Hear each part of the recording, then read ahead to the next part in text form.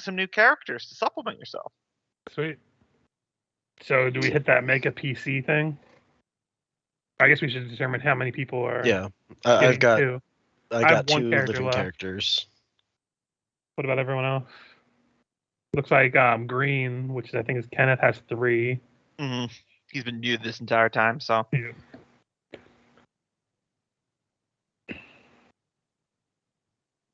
How many characters you got left, Cope? Trying to get there. I think it's just Samantha. Yeah, I think he has 1. Yep. I have 1. You have 2, and Kenneth has 3.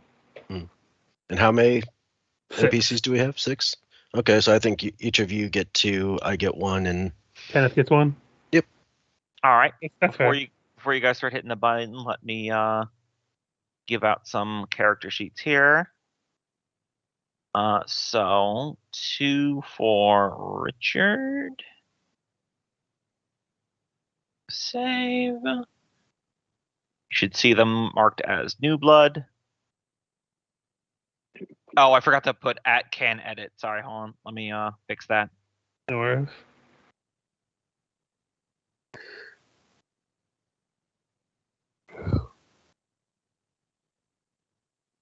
All right. So Samantha was an armorer who's just kind of average with everything. Yeah, my current living character is like he has okay stamina, terrible strength, and just mediocre everything else. if we could find somebody with 16 strength, we got a meteoric iron axe for him. We'd have to get really lucky there. Yeah. Mm. So then it was 2 for Cope, right? Yeah. All right. So there's 2 for Cope. Yeah, baby. And then So if you talked at all, Kenneth, you are still muted.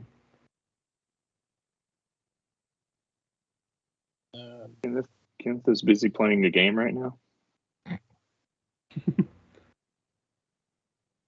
and was it Oh, wait, this is a paladin. no, because you don't have class levels yet. So how many for Loki and Kenneth? I got 1 1. each? Yeah. Okay. So you had 6, and it was 2 to Cope, 2 to Richard. Mm. So that I figured we were just going to wait to start rolling for one at Yeah. a time after we get everyone's new character sheets. Oh, we're not just taking over these stock guys you have. I believe it's just we roll to make characters. in I was just addition to looking, the ones there are NPCs down here with names. Yeah. Yeah, well, those are the dead ones. The ones here in this tower here, these are the already living ones that you guys have. Okay. Oh, which reminds me, I need to make tokens, but I'll do that after we roll stuff up. All right, I got the physical book in front of me, so I can reference what the tables say. If someone wants to be the first one to roll up your character. Sure. Ooh, I'm smart.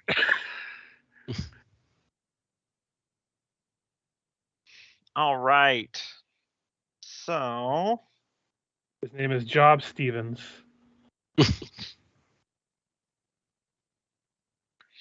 job, Steven. and your occupation, occupation 30, you are a elven barrister. I mean, there are worse things to be, but Yep. You start with a quill and a book. isn't that basically a lawyer? Yeah. Old school. You're Explains why I have intelligence, I guess. You're an elven lawyer. Your birth augur is wild child, so your luck would affect your speed, but your luck is a net +0 modifier, so it doesn't really matter. Mm-hmm. And then That's your so stupid.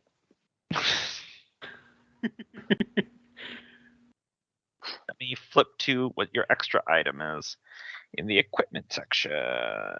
And stamina penalty does affect your hit points, right? Yeah, to a minimum of 1. Okay, so I have 3 instead of 4. And then your extra item is 1 piece of chalk. It should be noted that I believe that that quill that you have can be used as a dart weapon, which does 1d4 points of damage. The pin is mightier than the sword. Okay, so Job Stevens is made. I feel like All Job right. came unprepared. Yeah, Well, pretty much so. he was captured by the Beastmen, so cut him some slack. I'm ready. I just don't know where the button is. Should be make a PC below you. Yep. Click that one.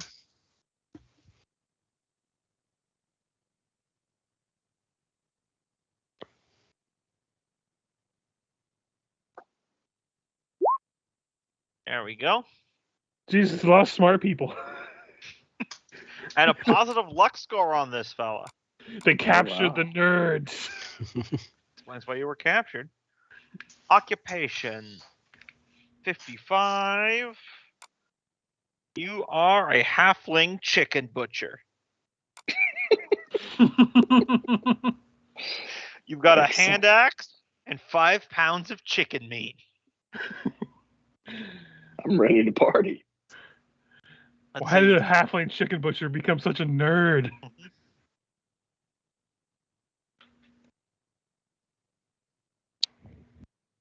All right.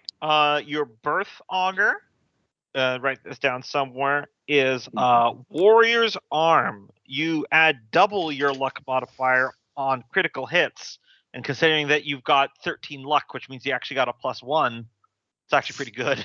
Nice. Too bad the strength isn't there. Maybe go for ranged combat. And your For extra chickens. and your extra item is 1 iron spike. It's what he uses to kill the chickens. Mm-hmm. And then hang them up so that I can defeather them.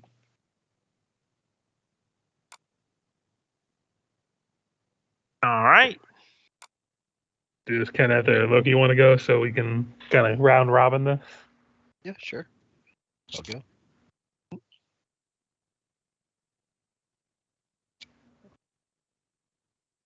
He has 1 hit now. point. 1 hit point. Oh, but he's got a +1 from stamina. There you go. 2 hit points. Occupation 10. Let's see. You are a caravan guard. You start with a short sword. 1 yard of linen. All right, so I remember where. Oh, okay, long sword. A short sword. Oh, short sword. Birth augur 16.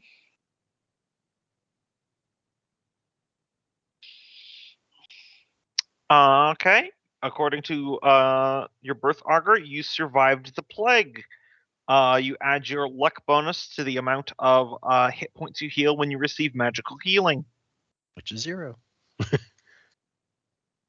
Yep. Hey, it could be a negative, so count your Yeah. blessings. No, I know. I got you. And, Oh, got it. and- Negative would even affect that. Yep. Woof. And your extra item is a lantern. No oil, just the lantern. Okay. So that was a short sword from the caravan guard, and there was one other item, right? 1 yard of linen. Okay.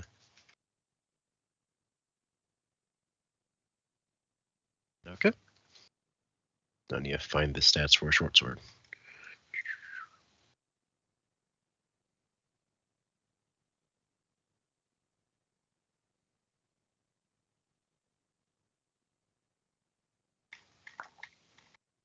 Let's see. It's on page 71. I've got it right here in front of me as well. It's a D6 damage.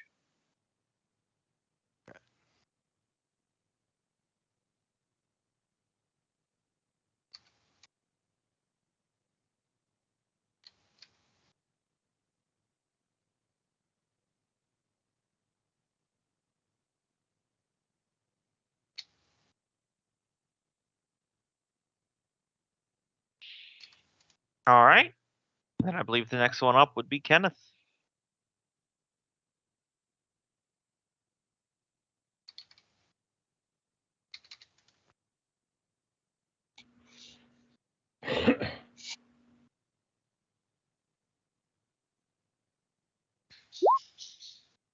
There we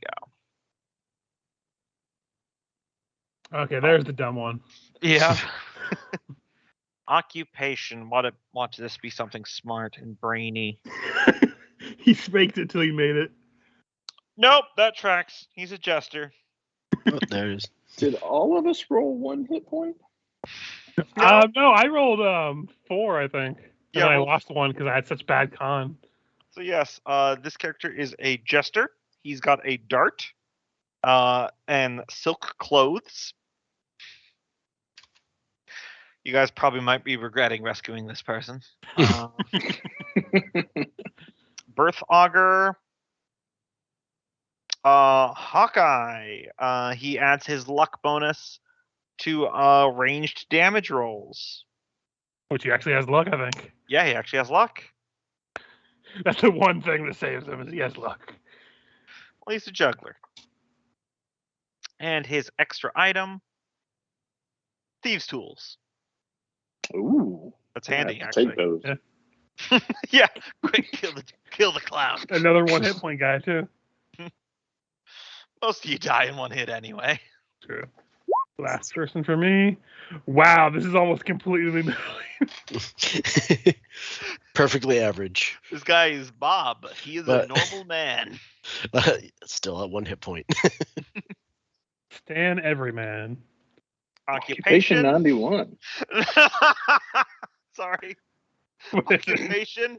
Tax collector. God. You Stan start- Everyman, the tax collector. You start with a longsword and 100 copper pieces. Wow. Plus the 31 he rolled. Mm-hmm. Nice. And your Definitely gonna have to kill him. Your extra item, I forgot to do Birth Augur, I'll loop back to that. Your extra item is a 10-foot pole. God knows why you had that. Making Wouldn't sure touch nobody's got their. I was gonna say taxes wouldn't touch stuck up that their property ass. with a 10-foot pole, so I had to poke at it. And your Birth Augur, Path of the Bear, add your luck bonus to melee attack rolls. Or damage rolls, sorry.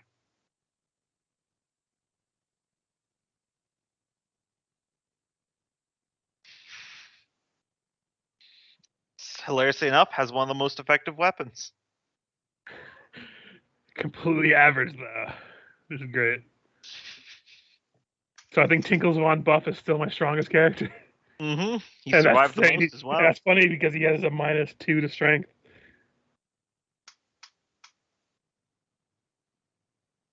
All right. And then next up is Cope's second. Oh yeah. Oh, I could make I didn't tokens. mean for to you do guys. that. Yeah, I'll make tokens in a second. 12 strength. Hear me roar. But Oh, I no got but no stamina. Oh. All right, occupation 95. You are a Wainwright. Look up what that is. Boats. You got a club and a push cart. Roll an extra 1d6.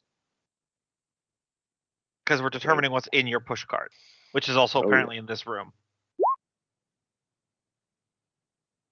Rocks. Exactly what we needed. Are So you ready to rock or what? apparently, when the Beastmen kidnapped with you, they're like, let's take this guy's push cart filled with rocks. A Wainwright or Cartwright is a tradesperson skilled in the making and repairing of wagons and carts. Well, maybe you wouldn't have to repair them so much if you weren't just hauling straight ass rocks everywhere. And your Bring out your dead. Birth Augur, that was actually one of them. Charmed House, add your luck bonus to your armor class, still +0. All right, and then your extra item, 10. A small hammer. Can you say what that luck bonus was again? Adds to your armor class. But you've got a 10, so it's currently +0. I'm All just right. preparing for when he's level 7 and his luck goes up. Mm-hmm. All right, let's see here.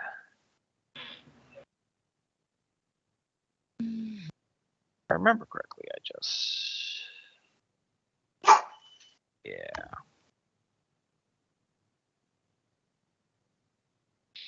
Get the token set up real quick. Got it.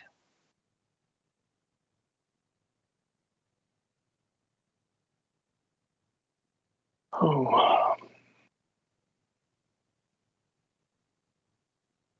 Well, let's squish some people. More meat for the grinder.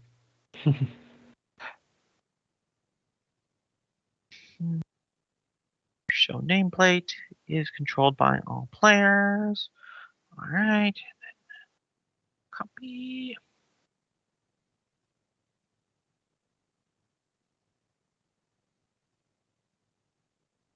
I mean, I don't want to brag, but I've got 4, 4, and 3 hit points, so bring it on. There you go. Those should be public domain tokens, so go ahead and then sort them and dot them and all your stuff. Much better than my 221. But only just. All right. So I think we could probably start looting the dead.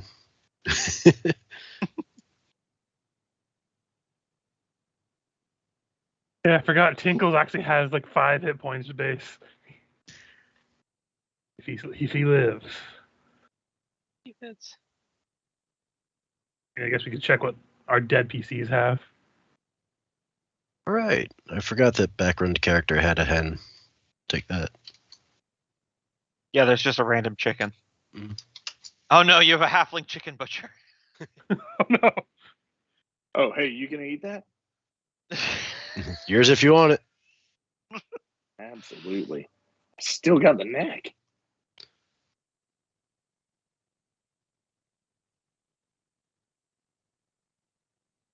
All right, let's see. So you guys just defeated the Beastmen and the Beastmen champion that led them. You have pulled your countrymen there off the wall, and you've resuscitated them, making them your new characters.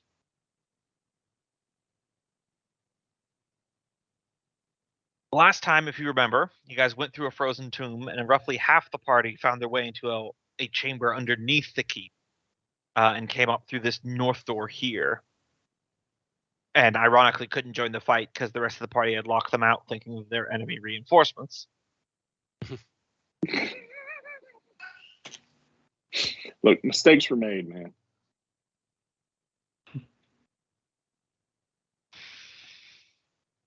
I'll be right back. All right, so can we add our dead characters' gear to our new characters? Yes, that's explicitly what they're there for. The gear slowly compresses. Oh yeah, I forgot Randy Giles has 1 pound of herbs. All right, all right, all right. Or I should say, Tinkles von Buff now has 1 pound of herbs. Oh, look at that. Fig Newton was a halfling chicken butcher, too. So something to keep in mind, elves have infravision. Not quite dark vision, but you know how it is. However, the touch of iron slowly damages you over time, so keep that in mind. Because we have 1 elf in the party. Yep. And then let me see if halfling, because this stuff still applies even if you don't have the class yet. Halfling. Halflings also have infravision. And they're also slower. Moving 20 feet rather than 30 feet like a human.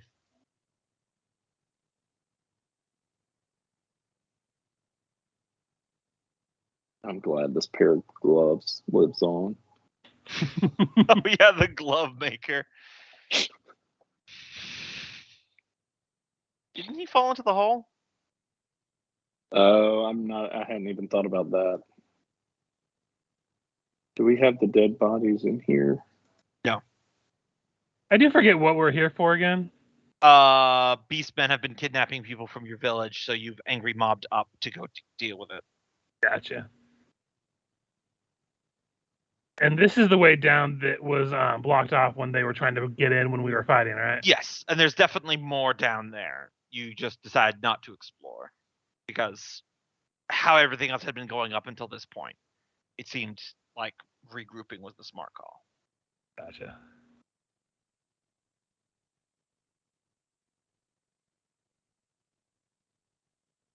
You also might want to put those colored dots on your tokens that you were doing before so you can easily remember who's who's. This is true.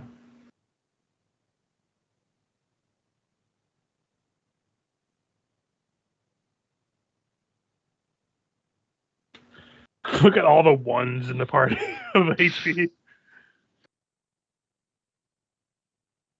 Looks like one person didn't make a new token. That might be Cope. Loki hasn't yet. Oh, okay. Dia, Richter, and FX Artiste. Mhm. And one unnamed one so far. Yeah, I'm in red. Gotcha.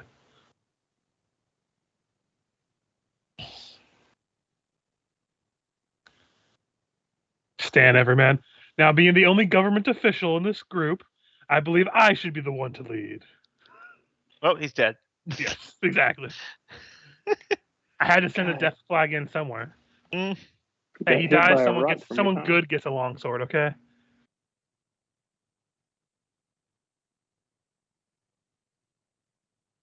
I don't think we have anyone good left. I had one superhero, and he died pretty quick. Yeah, my one good character died almost immediately, and that was Randy Giles. He had 14 strength, 14 personality, 13 agility, and then Yeah, Festivus first flag, the dock worker with 16 strength, 13 agility, 12 intelligence. He was just Mr. Everything. Well, Loki went to extreme lengths to save Tinkles instead of him. Fucking Tinkles. Currently listen, we in the never running. find a way. I said Tinkle's currently in the running to be Richard's level 1 character. I mean, he does have the most hit points. Mm-hmm. He has a total of 5 at max. I think I rolled poor on, like, middling on everything except for hit points for him. Because I rolled max hit points and he got a con bonus. He was So the you have orphan. to have 13 to get a +1? Is that Yeah. right? Yep. That sucks.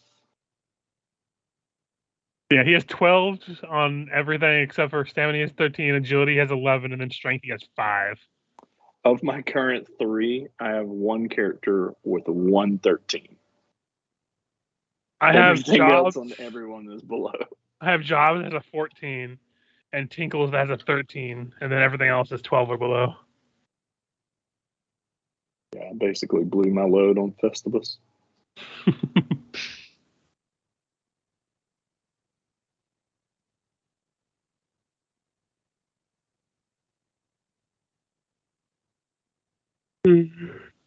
Loki stepped away for a moment, he said, right? I don't know, maybe. This music is so perfect. It feels like me playing Meridian. I feel like I should hold an axe straight out in front of me and have 2 animations. One where I lift where it's up above me and one where it's down below. One where it's up above and one where it's down below. And I'm just hacking. You just keep hearing, ugh. Yes, you've played the game. Wait, which game was this again? Because I probably have. Meridian 59. Meridian. That sounds Yep. familiar. I might not have, but You know, I'm still pulling on one of these game nights. We all just download Meridian on Steam, and that's what we do. So my friend is the admin for the official server. So he could totally set us up. oh wow, that is an old game. Yeah, It is the first MMO. I do remember this. I never played it, but I do remember it. I think something was before it. Maybe Ultima. Ultima probably, yeah. Ultima, I think. Was Oh one of yeah, the first. Ultima, right? Do people still play Meridian 59? Yes. Well, what Wow. happened was they released the servers and just made it free. And so a bunch of private servers went up, and then the original creators came back, bought the license from 3DO, and opened official servers, and it kind of resurged for a while.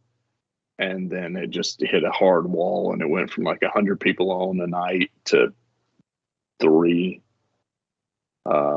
because my friend the admin started banning everyone who was cheating, which was all of them. And so the cheaters opened up private servers where they were like, you can run these mods and hacks and bots, and we all know y'all are using them, and we're fine with it. And so everybody moved to those servers, basically. So now the official, and somehow they got the official server onto Steam, Mm-hmm. which they thought would be a big deal. But I logged on maybe a year ago, and they had 2 people online. That's what I'm saying. We all need to get on there. We could be kings. Gods among men. On that official server, I have like the 3rd oldest character.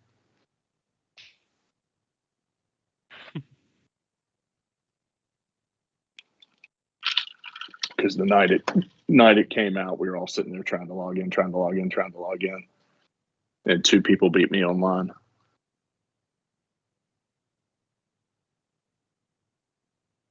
Wasted a lot of my life playing that game. I mean, I feel that way about Warcraft. Yeah, absolutely. Same kind of thing. I would Yeah. like if it was a free to play version of it, I would love to go back and play like classic WoW just to chill and vibe. But I'm not paying $15 a month to that fucking company anymore. They're already adding in microtransactions. I know they are. Classic. They're doing it in Lich King Classic, yeah. I'm like the Overwatch thing was the final straw for me. Like I haven't really defended them in a long time, but I'm like, okay, maybe they can make a resurgence because I've seen companies do it before. But as it stands, they're kind of a garbage company. And then they came out with that. I'm like, nope, definitely a trash fire of a company. Yeah, I turned to Meridian 59, I think right about the time Warcraft came out, because I couldn't pay for it. Yeah. I didn't have any disposable income, and Meridian was free. But I would have been so hooked on WoW back then. Mm-hmm. It's different than Meridian. Meridian's a little bit more like open, choose your own adventure, and especially modern WoW, it's very Rails. I guess, for lack of a better term, it's a video game rather than a free exploring experience. It's go here and collect 5 rat anuses. Okay, bring me those rat anuses. And for some reason, you only get 1 rat anus per 10 rats. Yeah. I'm like, what's these rats doing without anuses? Is that why we're killing them? Because they're a crime against nature? Are you describing Meridian? Because that's pretty damn close. It's all MMOs for a long time. Mm. Meridian, most of them don't respect your time because they're using that as a buffer so you don't finish everything too fast. Yeah. I'm not Meridian really a just big had fan no of direction back in the day. I love them. It's just I just don't have the time for them. I don't And like if you don't have time, you have to pay an obscene amount of money to get shit nowadays. Yeah. Mm. And then it's the monthly subscription that shit is what gets me. You know, I wouldn't mind that if they didn't also like. If you want me to pay $15 a month for a game, it better not have any microtransactions otherwise. $15 a month, you get the game. You can't pay to increase whatever or fast track anything. That's what I like when I pay $15 a month for WoW. I'm like, okay, I'm fine with that because I'm right in the same progression as everyone else. If someone plays more, they're gonna get more done. I'm fine with that. Pay monthly for a game. I don't anymore because I don't have the money for it. But I was fine with it when I was doing it. But when they started adding, like the first, I stopped subscribing to it for a long time after they started adding store mounts where you can buy to get a mount. So I'm like, okay, well that's stupid. And now they're making all the mounts that you can get achievable in game look worse. So you'll pay for the ones that are in the store. Yeah. And now there's Overwatch where you have to pay $25 to get a skin that you could have gotten for free in Overwatch 1. You know, thinking back on it, I think when I started playing Meridian, I did have to pay like $3 a month. Oh no, $3. I mean, well, dude, looking at when it came out, it's probably more than what it's worth now. But Still. I think back then I was living off like $120 a month for food. But they still did nickel and dime you in other ways inside the game. You know. Yeah, no. Once you got in Meridian, there wasn't anything else. And here's the follow-up question for that. To start playing Meridian outside of the subscription, did you have to pay $60 for the disc or For the whatever? game? I don't think so, and I think that's why I was okay with it, because that was Yeah, the first and last that's game the I ever difference. played monthly for. Yeah. I remember when World of Warcraft came on a disc, so you'd have to spend $60 and then $15 a month for your account. Yeah. And that was already too much, and I agree with people about that.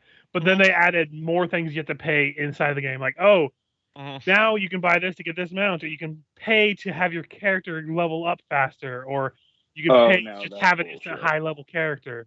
Well, that not only is grind my gears, but then what's the point of playing the game if you can just throw your wallet at the screen and then you jump to the end? To feel like you're important and you matter more when you have. I have to say, at the peak of Meridian in my day, because there were two peaks of it, but at the second peak, after I had been playing for like 5 or 6 years, that came into our game where people would build a character because there was no way that you couldn't pay for it. They'd build a character and then sell that character and just sell the password and the login. And some people were making like $200, $300 selling a character. Because it did. I mean, I had all the time in the world back then. But that's different versus like a company being like, pay us $30 and you could have a level 100 character immediately. Yes, that's absurd. Pay us $30 and you can play less of our game. Yeah. We know our game sucks at a lot of times, but this way you can pay and skip that sucky stuff. And then, oh God, the last time I went back, I stopped playing immediately after 1 month because every time you try to do in-game content, all you could find are people recruiting for groups where you had to pay money to get the rewards from doing the dungeons or raids. They were called, like, I can't remember what, GDKPs or something. So basically, like professional raid groups. Yeah, and they would let 2 or 3 people come in to basically auction off the drops to them because they already had everything and they knew people were going to do it. That's absurd. And I'm like, okay, so you just can't find groups in this. Great, I'm gone. Bye. And that's why the company said, all right, we're going to sell high-level characters so there'll be more people doing the in-game stuff. And it sounds like it didn't work. Now there's just more people doing the same things. And they refuse to do anything about it because those are the only people who are paying for the fucking game anymore. Also, we're still waiting for Loki, I assume. Yeah, I mean, he's been signed this entire time, so I assume he's gone. All right. I'm going to AFK for a minute, too, but I'm listening if he comes back. Got chores and shit I can do. It's all falling apart. Look, don't worry. Iton and Sivonus, 7th flag, and Iton 8th flag are ready to rock. So, yes, I'm on my 8th character. 1, 2, 3, 4. Wait. I have 4 dead and 3 alive. Oh, God. You started with 5. No, I'm on my 7th. I don't see a 6th flag in here anywhere. Well, that's because it's trademarked by the immunity. Yeah, exactly. It's like the 13th floor at a hotel. You just don't see them. Oh, shit. 6 flags took my character. Absolutely.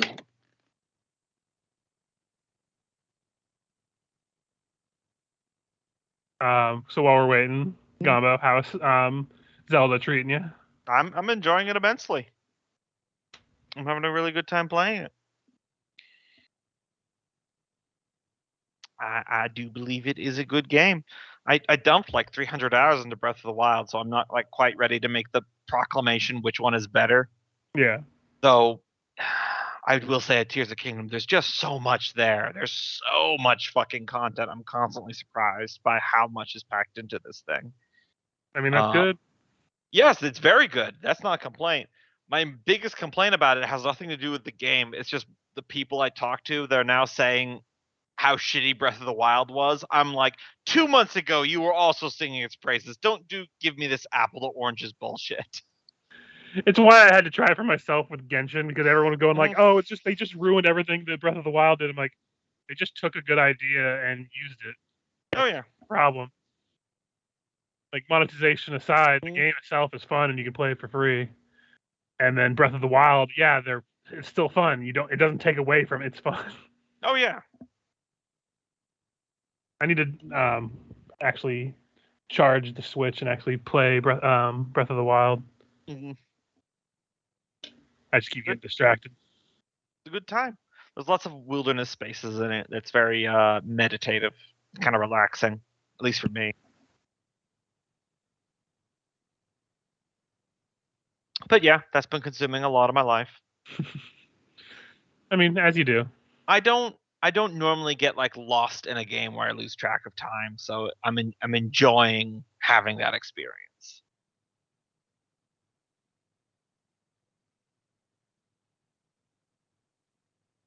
Yeah, it's hard for me to really get into a video game much anymore. I had to find the ones that really resonate with me. Yeah. Otherwise, I keep winding up going back to old games I've already played because I'm like, I like this game. I'm gonna keep playing it. I don't like to subscribe to the idea of that some people have heard talk about where all the best video games have already been made. But No. I will not deny that it's enjoyable to not have a game try to scalp you. Yeah, that's why one of the reasons I have trouble with games now because everything wants to try to nickel and dime you. Mm-hmm. Like, I've complained about it before, I think, but Final Fantasy 15, where you have to watch an anime, read a book, play the game, buy all the DLC, and they still never fucking finish the storyline. Mm-hmm. I'm like, okay, fuck all of this. Or Dragon Age Inquisition, where they had books that tied into the game, but you don't. Oh yeah. Know, but then the game itself suffered for it, and fucking they made all the characters unfun. Like, you know what's fun?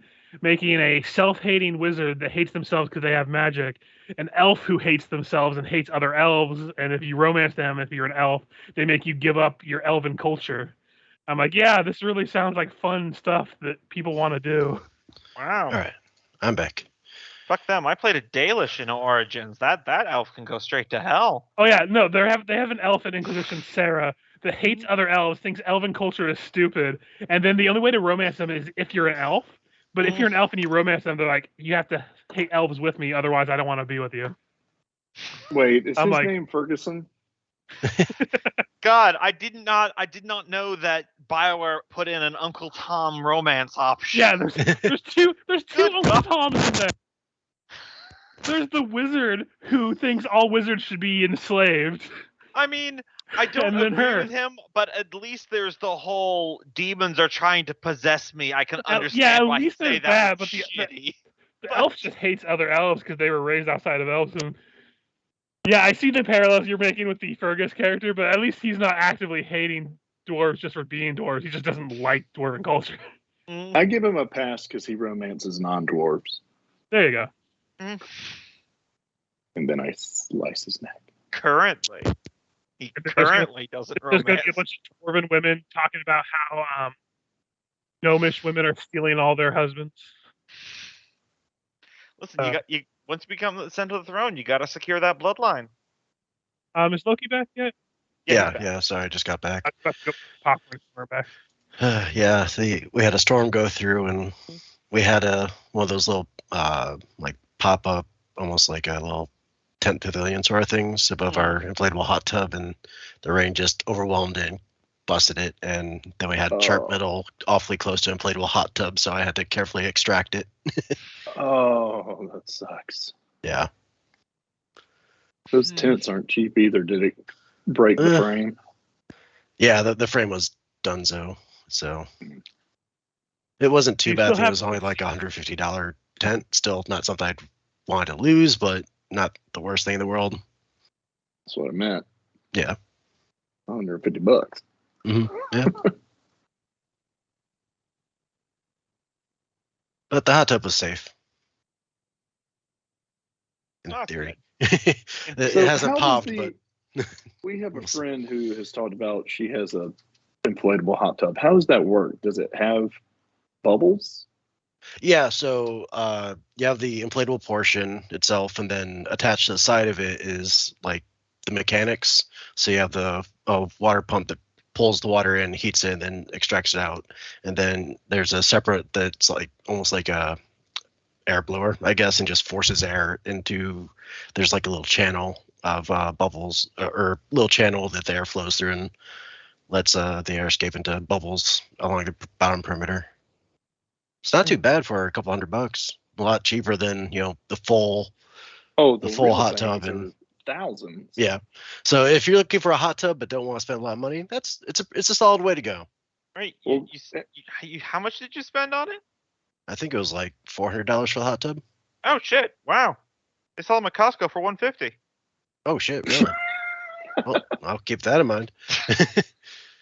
Yeah, Costco's surprisingly affordable when you go there for certain things like that. Yeah. But you have to join their cult, and then they have your soul. Right. I mean, Wonder if what Sam's what Club has the doesn't- same. What don't you sell your soul for nowadays? I mean, really.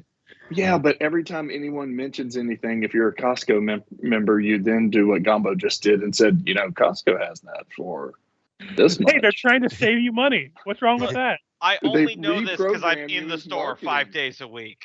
Oh, I forgot you work there. Yeah. He's Oh. clergy of the cult, so you watch yourself. No, I work in the This is- parking lot. I'm the guy that buries the bodies. Ah, I don't drink the Kool-Aid. I just run the website after every. You're Barrow Walker of Costco. Yep. Costco Walker. I see everything you people do. I really do. There's a lot of people who think they're invisible inside their cars when they're sitting in the parking lot. They are not. I am there. Oh, we have a 24-hour grocery store, and I go every second week. I go way, way early, earlier than I would like to be awake. And so I go and I sleep in the parking lot for at least an hour. And I'm like, these people absolutely know my car and know I'm asleep in there every single time. And you know what? Don't give a shit. they probably just assume you're homeless. Well, and that's sad because there are other cars there often where I'm Yeah. like, this person was here when I pulled up at 5:45 asleep. They slept here. Honestly, anytime there's stuff like that going on in places I work, unless they're causing problems, most people just don't give a shit. Yeah. Yep. No. Every now and then you'll get that one asshole manager who's like, I'm going to teach this homeless guy a lesson for sleeping in our parking lot. And everyone's like, wow, you're kind of an asshole. Right. Like literally they're just trying to mind their own business. They're literally not causing problems and anything. And then those same people won't do anything about the homeless people who are actively attacking people or vomiting all over the fucking products. Yeah, Not- because then not they speaking from lose the experience. power and suddenly they're scared of that person. Yeah, I can see that. I started a habit, which I think it's good, but it's getting costly. I was driving my daughter somewhere and I had just cleaned out this cooler from an event we had, and it had a whole bunch of plastic balls in there and like kids' food items that are travel worthy, like Go-Gurt packs, and I don't remember what else. And it was way more than my family was going to consume. And I put it all in this trash bag so I could empty out the cooler of the water and ice that was going to collect, and that way I could take it home. And we stopped somewhere, and this guy had a sign. We have a lot of panhandlers here and a lot of homeless people because the weather's so good. It's a great place to live if you're living outside. Every time I drive through Atlanta on 75, I always see those little homeless camps right under the overpasses. And what's crazy now is now that I've been here long enough, I can tell the folks who are like young, white, privileged and have decided, hey, I'm going to step outside of the society and I'm going to go, live the homeless lifestyle. And then I can tell the folks who have, either economic problems or mental illness, and that's driven them into that lifestyle. Anyway, this guy had a sign about his family, and his family was sitting right there with him. And I rolled down the window and I said, hey, grab that white bag out of the back of my truck. It's full of food. And he grabbed it. And I mean, it must have been 40 pounds full of, food and water and stuff.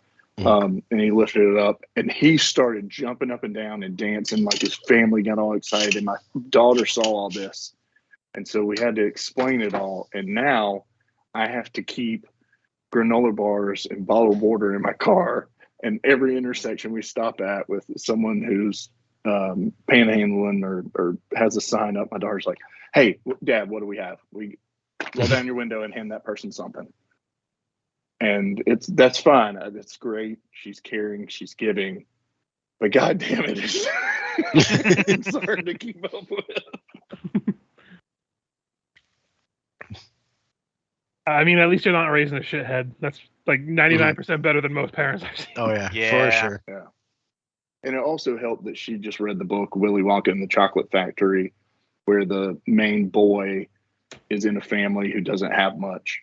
And, 4 bedridden grandparents, a single mom, and a kid trying to make it on their own. It's tough. And so we talk about Charlie and his family and why we don't waste things and stuff like that. So I would say it was only 3 bedridden and 1 poser at least. what? You Thank got you. up pretty damn Have we quick, Daddy. discussed that charlatan motherfucker? He just didn't want to work like the rest of them. He really didn't. We watched the movie the other day because now she's finished the book, and he goes, "I haven't done this in 20 years, Grandpa Joe." Like, wait a minute. So you just decided to go bedridden at like 45? Yep. And then I he mean- tries to convince his grandson to steal from a man.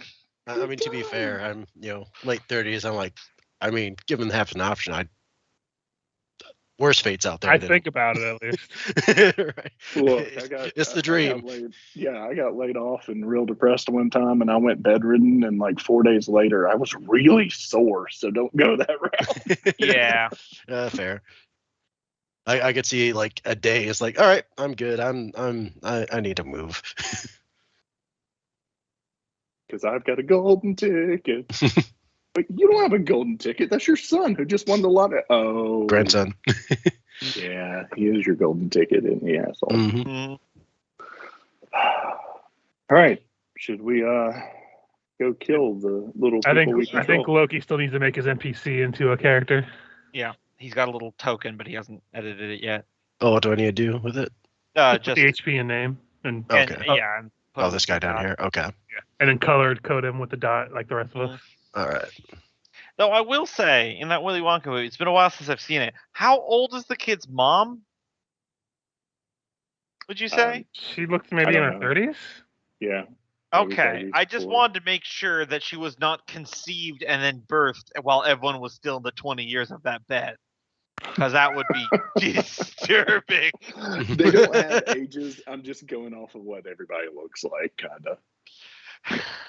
The grandparents. Either way, the grandpa gets up way too fucking fast for someone who's been in for 20 years. Yeah. Charlie says, "I wish you could go, Grandpa Joe," and he's like, "Well, Hold my beer.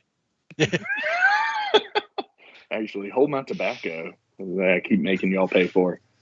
Yeah. Behold, I am healed. On top of everything else, he's making them pay for tobacco when they're practically starving.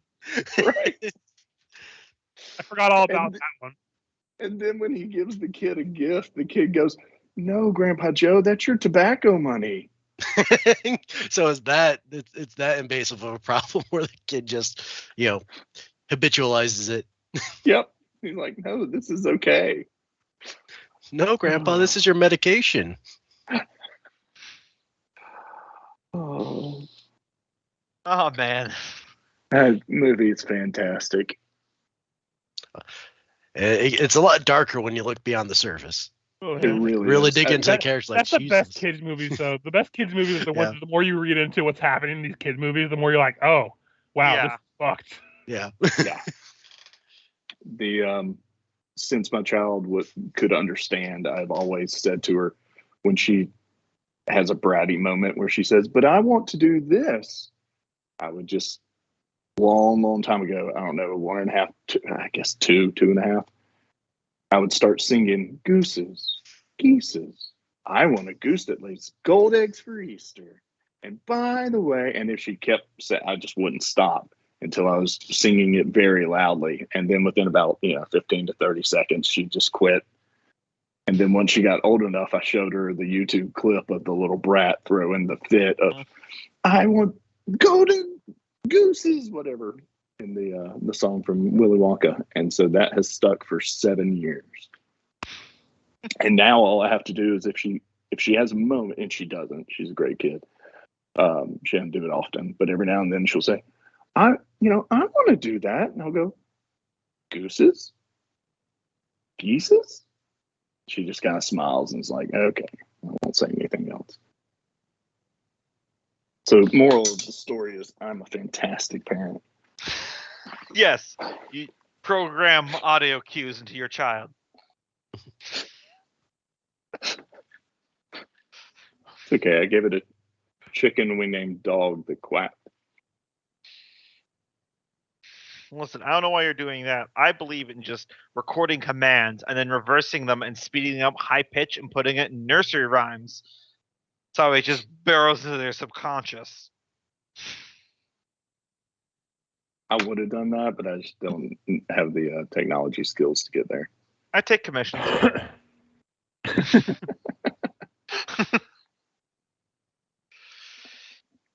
All right. Did you guys want to look around this tower covered in dead beastmen and furs that you got everyone down, or do you want to go to the floor below?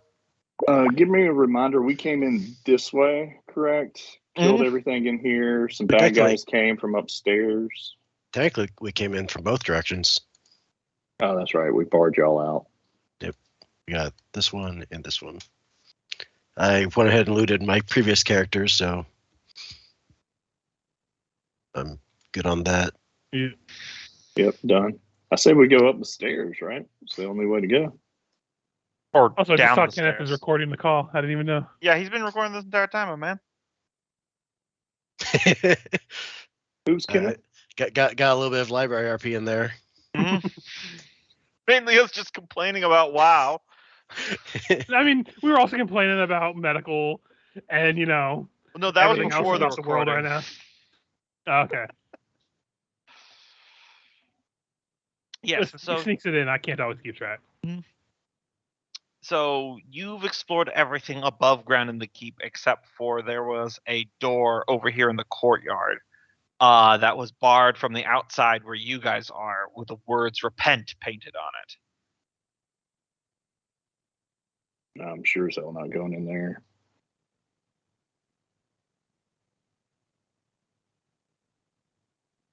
I mean, we've pretty much explored the majority of up here, haven't we? Yes. That door's the only thing. Yeah, there was a door, I think, out here that we didn't check. Oh, we've got thieves' tools now. We do. We actually had I already had a pair as well, so. It's just. I don't remember. Were we trying to role play each of these characters, or just kind of? We were just kind of winging it, I think. It's Okay. whatever you prefer. They're gonna come and go, so it's up to you. But you are a group of people. I mean, we have at least a couple different sets of thieves tools if we want to try to work on that door outside, but otherwise, I think the only point forward is downward. It was just barred from the outside one. Yeah, it's just a wooden beam you could lift up. Okay. Already with. Oh, we didn't have Weapons. anyone strong enough, Prepare. did we? I mean, You we guys- have like 20. You guys people. never even touched it. You don't know we if you're haven't tried. what Yeah. it's required. I thought we do. Samantha's gonna go around to the dead bodies, start picking up hand axes and staffs and weapons and handing them around. Bold of you to think we have hand axes. Well, Well, the beastmen had spears. Ah. Until she gets over to Barrister, and as she looks up and starts to hand him a hand axe, she just pulls it away and hands it to the next person. Not the tax collector? And the tax collector is good. He has a longsword. Yeah, No, so they're just the Barrister with his book. Yeah, Stan Everman is insisting that he's in charge of the group and nobody's listening to him, as per tax collectors. so among the bodies of the beastmen you killed, there were 4 spears, and then the beastman champion had an axe. That was the Iron Axe, the Meteoric I've got one over that. there. No, Yeah. that one was the one that you retrieved from the tomb. Samantha has a champion's battle axe. Yep, that's the one from the beastman champion. So does nobody have a strength score of 16 or better? Nope. All right. The one that we did have is dead. He's What does frozen the in a- champion's battle axe require? Nothing. It's just a D10. Oh yeah. D10 of damage.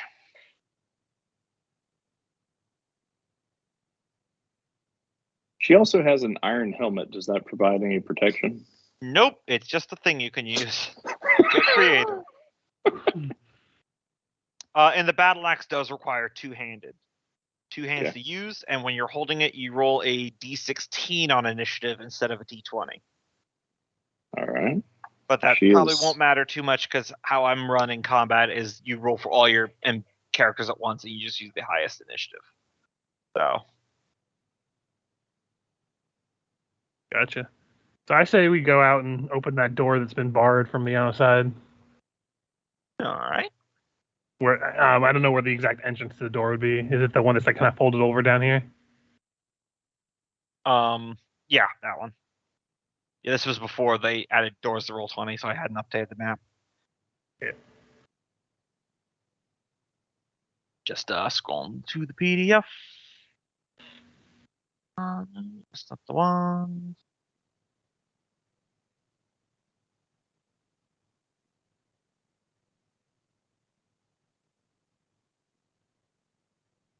Are y'all getting a lot of lag? Only a Yep. little bit.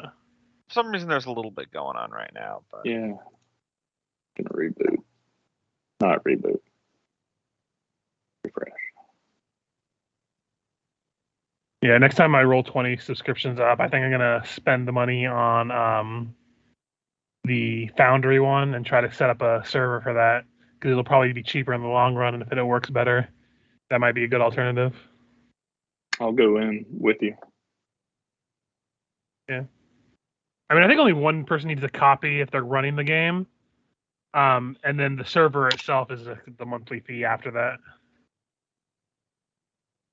I mean, this is my primary form of entertainment in life, so I mean, I don't same.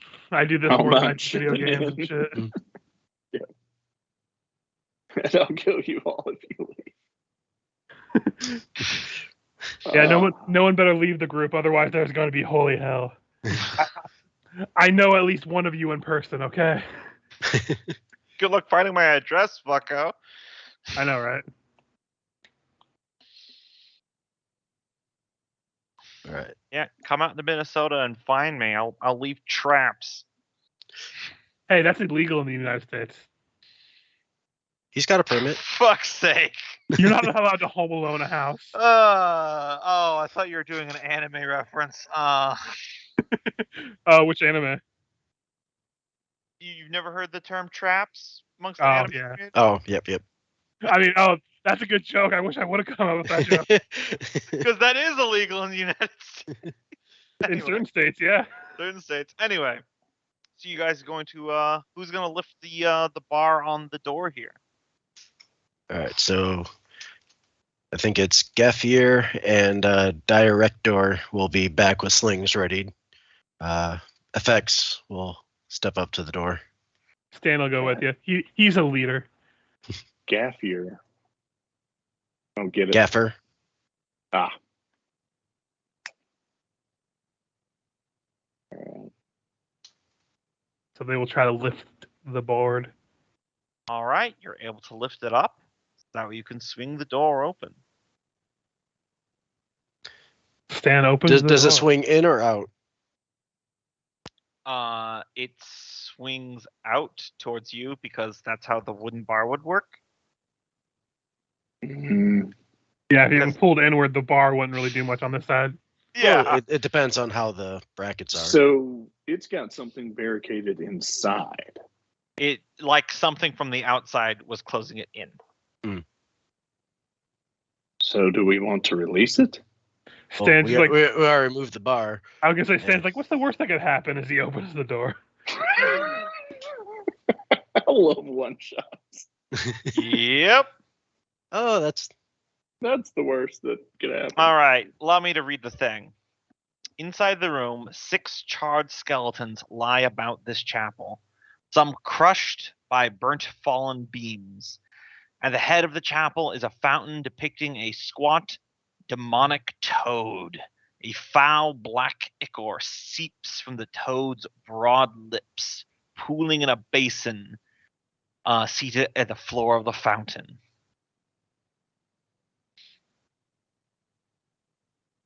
Do you all wish to advance inside? Does he have a book? You don't see one from here. I think FX will try his luck. Okay. Pitchfork at the ready would step in warily. Stan's just gonna stand at the door and start poking at the ground with his 10-foot pole. Okay. Start poking everything he can reach. Like if there's a body that's nearby the door, he'll just poke at it. Are Alright. the skeletons all in a pile, or are they scattered about? They're scattered around the room. All right, so 1 second. I'm just quickly. That refreshing toad myself. looks suspicious. I'm more worried about the skeletons. Yep. So pause your thoughts. But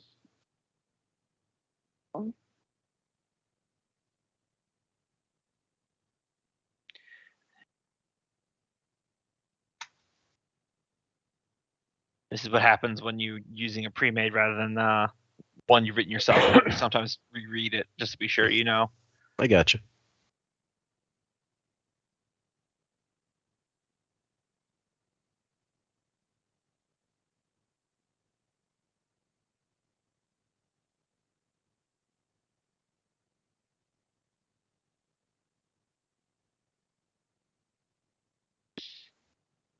All right, so yeah.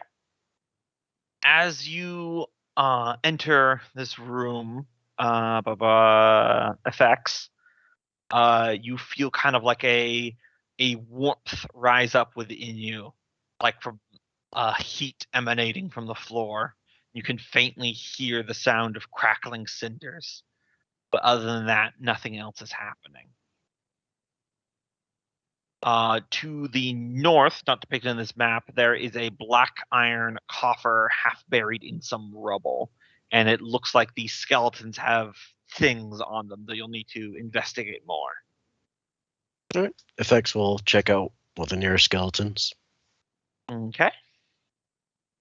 Yeah, Stan will go in if nothing is poking is moving, and just examine one of the skeletons as well. Okay. FX, the skeleton that you're looking at has a scorched chainmail halberd on its bones. Got people ash on it, but looks like functional armor. Yeah, shake it off and put it on. It also has a fire-blackened flail. Ooh, okay. I'll take that too. Stan? Samantha, Oh, go ahead. I was gonna say Samantha, the armorer, seeing effects, donning some armor, is going to shoulder her way into the room. Ooh, money. Ooh, piece of candy. Armor. The one that Stan is looking at has no armor or weapons. However, it does have a long golden censer hanging at the end of a chain, blackened from heat, but still intact. Remind me what a sensor is again? Is that like... It's like a ball with holes in it that you burn incense with and swing it Gotcha. back and forth. Battle poi. I mean, this guy must have been overdue for taxes at one point in his life. Grab.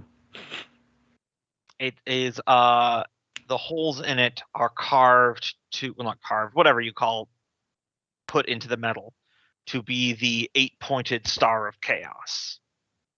Gonna go ahead and put that back down. Does the chain halberd count as armor or no? Yes, it does. Let me pop up with the book.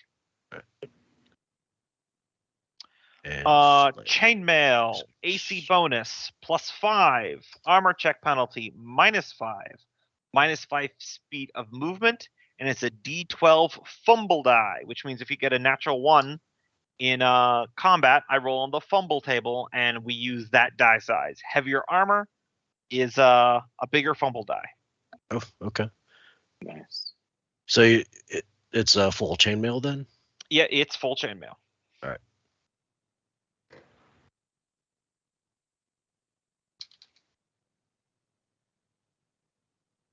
Let's see. And Yeah, And it my character reduces your reduces- speed by 5 feet. Right. Samantha's Actually, scanning. is anybody really have a decent strength score, like a +1 mod at least? There is 2 other chainmail halberds on skeletons as well. Oh yeah, Samantha's grabbing one, knocking the head off the I have skeleton. nobody with more than 10 strength, so I don't know what Kenneth has, but I'm out for anything strength related. Nobody else got a +1 for their strength mod? No, I've got 2 guys with 12, but that's it. Okay. Benjamin has a 13. Got a Oh, +1.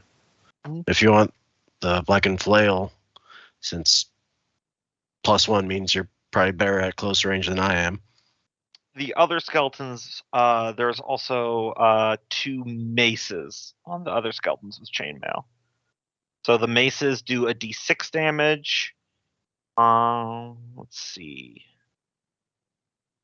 Oh, here we go. A flail is also D6, so it's the exact same thing, just different descriptors. All right. And effects, if there's still time, would want to go to the coffer and check it out. All right. The black iron coffer, half buried in rubble, you can extract it from the rocks pretty easily, but it does appear to be locked. So you could either try to pick it or smash it open. I know Tinkles has thieves tools. I'm not sure who else does. Hey, get the thieves' tools in here. We might have something.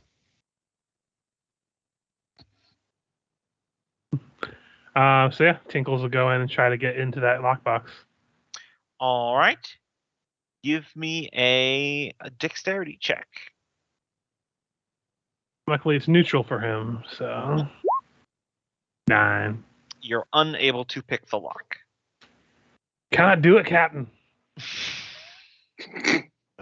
Gaffer will move in and say, "Let me try," and ask for the tools and give it a shot, if that's allowed.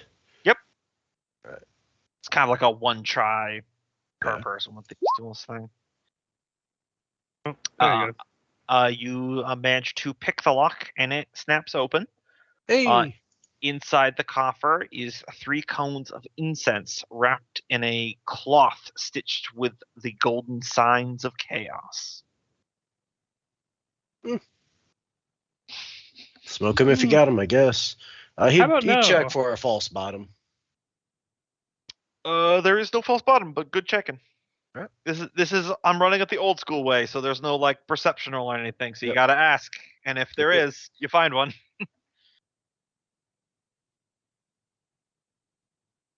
All right, well, And he said, other than the altar, there was the chest and then the burnt bodies in this room, right? Yep. And then there was the fountain that looks like a toad. Is the fountain in the middle here? It is where that pentagram is. And there's a wall? Yeah. Behind it? Yep.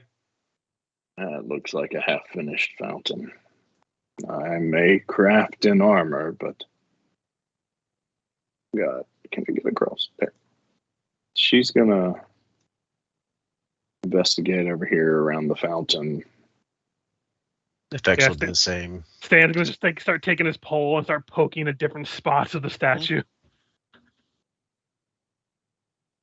Doesn't want to actually get As you come water. within 10 feet, you feel heat wafting off of the fountain. Off the water or off the toad? Off the black tar like ooze, because it's the middle part here. And the part of the toad as well. So this liquid in here is a black tar-like ooze. Yep. Does it appear to be have a current or be bubbling or just dead still? It's just kind of dead still. Is it viscous or is it still like water? Do you touch it? Not directly. I think he'll. Let's see, what's he have? How's that 10-foot pole? Yeah. Director will take, or actually, yeah, director would come forward with the 10-foot pole and just kind of poke it. Very much like, was it Venkman that was lowered over the slime in Ghostbusters 2? Guys, bring me back up. All right, cool. So the black tar-like slime animates, Oh, and I'll shit. bring up the initiative It order. really is like Venkman. So just roll for your highest initiative character, because the ooze always goes last. I was gonna say, I think Do I'm these flat sheets- initiative no matter what. Do these sheets auto-populate? I do not know. It appears that all of my characters have a 0. I'm Probably pretty sure what most of them are do. gonna be. Is it based off like the Dex mod? Or is it different Yeah. than this? Agility, yeah. Okay. So, Oh, I forgot to select a token. I think everyone but me did.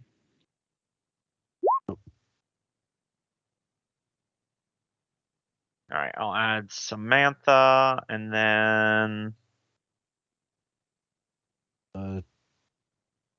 Aizen? FX will work. Okay, FX, yeah. Boom.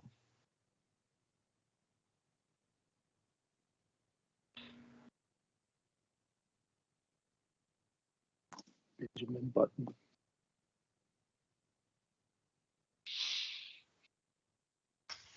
All right. Samantha. All right. Is all of the ooze animating, or is it just that? Basically, it all flowed into this one thing and animated. All right. She is going to dump a flask of oil in it. Okay, so you dump oil on it. I would say you'll probably need to get at least 5 feet closer to do that, but then there would be no roll because it's an ooze and it's very easy to hit. Yeah, so she is pulling out her flask, uncorking it, walking up, and pouring oil on it. All right. Somebody light it on fire. Does anybody have fire handy? It immediately combusts. Oh, shit. Remember, I said heat was radiating from it. Oh, good point. Does not seem to be bothering it, however. Oh, you just made it stronger. Can somebody put out fire? Stan. Don't worry, Stan has got this.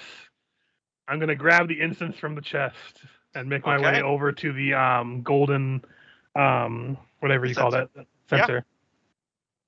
And try to, I guess, use the heat from the slime to activate the incense.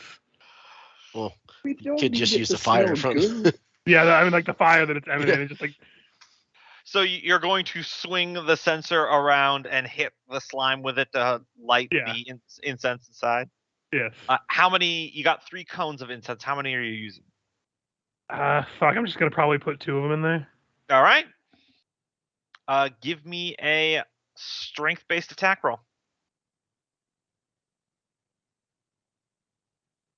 You whack it in its slimy middle, which does light the incense, which immediately begins emitting a noxious, foul-smelling miasma, but it does immediately cause the slime to deanimate and sink back into.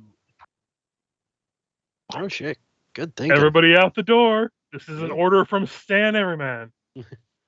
You hear a kind of bassy toad-like chortle emanating from nowhere in particular in the room as the eyes of the stone statues glimmer as there are 2 rubies there now. I mean, Samantha looks Fuck over you, at Stan. Toad. Samantha steps over and grabs the rubies. Stan is leaving as soon as you're doing that. Mm. I will come to collect the Toad's taxes later.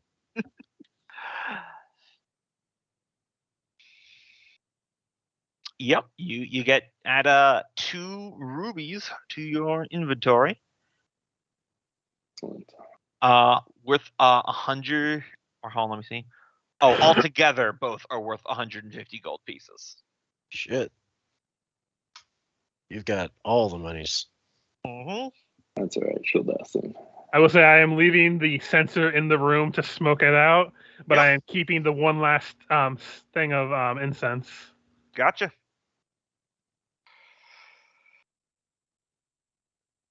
Why So, not? you got some loot. You got some armor. Wait for Samantha to get out and rebarricade the door. Mm-hmm. Yeah. Everyone give a nice little gulp clap to Richard there for correctly guessing the turn off button of that monster. Hey, Stan is a smart man. Mm. I say as I think he's like the dumbest character in my group. Yeah, dumbest one in my group. All right. So with that, where do you guys go from here? Well, I think we've exhausted everything. If there's anything left to do here, I believe it'll be underground. And by Stan's will, it shall be done. All right, give me a moment while I gather up your. Stan your just tokens. points his long sword and he's like, "Let us away!" Really trying hard to get this guy killed. Hey Loki, on that chainmail hallmark, it's a +5 AC, -5 check, -5 speed, 1d12 fumble die.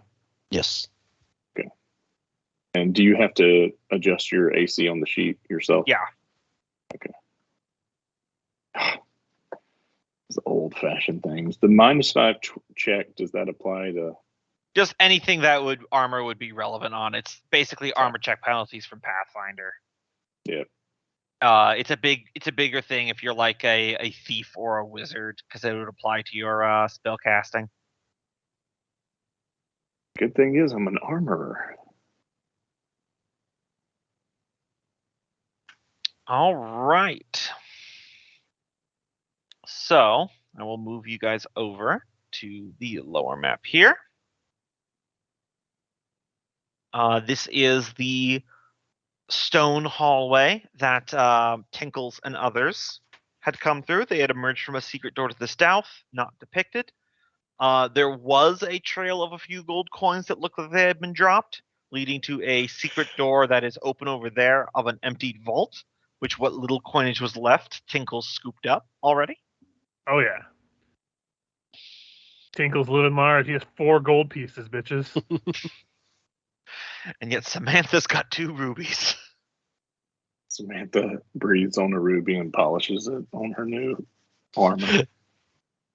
Does this mean she levels up or does she need more? Can't remember. Oh no, this isn't first edition. It's not based on loot. No, you see, Tinkles took the money, but he knows those rubies are cursed. He's not touching those. He's a smart orphan, not a dumb orphan. Mm-hmm. All right. He knows when he's going to get ritually sacrificed. What are you guys gonna do from here? Question: could Aiton wheel his wagon wheelbarrow down the stairs, or did he have to leave it behind? I mean, would you want to wheel the entire thing of rocks down the stairs? I'm not going to stop you. It's just a logic thing. Like, would you? Well, yeah, because now he looted some dead bodies, and now he's got a bundle of wood in there as well. Didn't someone Small. have like a yard of silk or something? Well, he's got Linen. a small Linen. sack, a pair of gloves, bundle of wood, and some rocks. So, Well, I know Yeah, someone we'll- had some linen, and I have a club on Tinkles. If we wrap them together, could we make like a makeshift torch Sure. to light it up? Because it's a little dark in here. Mm-hmm. And Tinkles will grab a mace in case he needs to fight, but he'll use his club as a torch. And if someone will pass that yard of linen, we could probably at least see a little bit better in here. Yep, I got a yard of linen you could take. See which one is Tinkles, because all the nameplates just disappeared. He's right here. All right. So There. Gaffier Okay. will hand over the yard of linen. Yep, no problem. You make yourself a nice little torchy poo. I even got a flask of oil if you want to use that. Well, actually, no, he's going to put the flask of oil in the lantern. Yeah, I don't have any lanterns or anything. I'm just trying to create some light. Give yourself a little, I don't know, bomb. You've got a torch now. Stan's like, haha, well done, young Tinkles. Let us away. And Gaffier will have is a spear or a two-handed weapon in this? Let me check. This is immensely easier with a physical book than the PDF. A spear. It is not a two-handed weapon, so you can hoplite style it. All right, I'll go ahead and have a spear in one hand and a lit lantern in the other.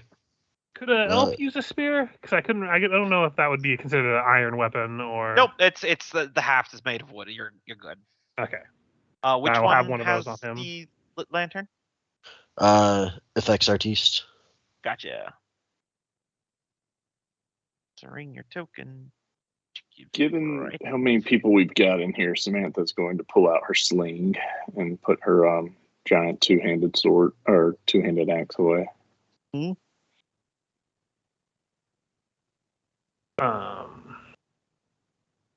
anyone else take those? You said we had 2 flails that we found in that corpse room? Yeah. A flail and 2 other maces. Both are D6 damage. Did anyone get the other 2? Or wait, other 1 armor? I got 1 armor. I got 1 armor. Effects. Okay, if no one's using it, I'm gonna put the mace on Tinkles. Kenneth, Richard, do y'all want to claim an armor? I cannot use any of the armor because my characters are abysmal at strength. Oh, what strength do you have to Strength have? does not require armor. Okay. Yeah, anyone can use armor. Yeah. At level 1 characters, there is like armor proficiency, but they explicitly say in the rules ignore proficiencies for level 0 characters because you're going to die fast enough anyway. Also, Tinkles is not going to use the mace because he has a -2 on strength. He's going to sit back and watch until he can find a ranged weapon of some kind. That's why he's carrying the torch. Somebody's going to be the light bearer. Oh yeah, I should put the little icon on. Just trying to help myself remember which one of you have the torches. Tinkles will pretty much stay middle of the pack to light things up. Peyton's got a staff, so he can back you guys up and whack a thing over your head. Well, Effects has a lantern up front, so if you want to keep a torch at the rear, I think that way we have our flanks covered. I don't know if you want your Tinkles in the back.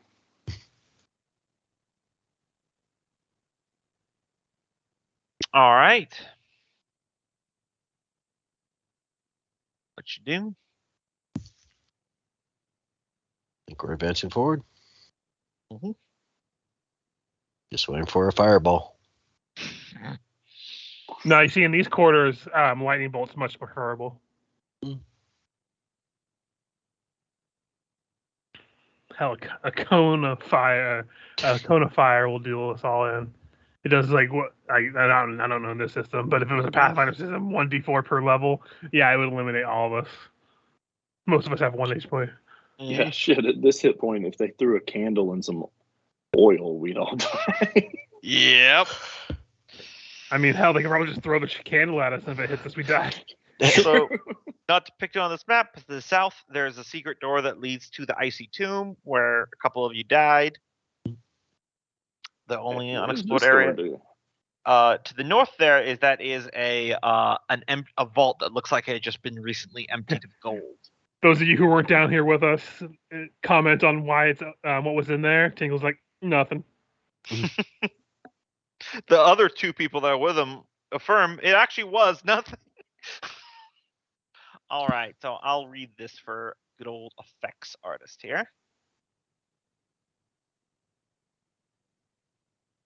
Artiste. Wide stone steps descend into a long hall. The walls are decorated with elaborate tile mosaics depicting foul ceremonies to horrific, baleful fiends.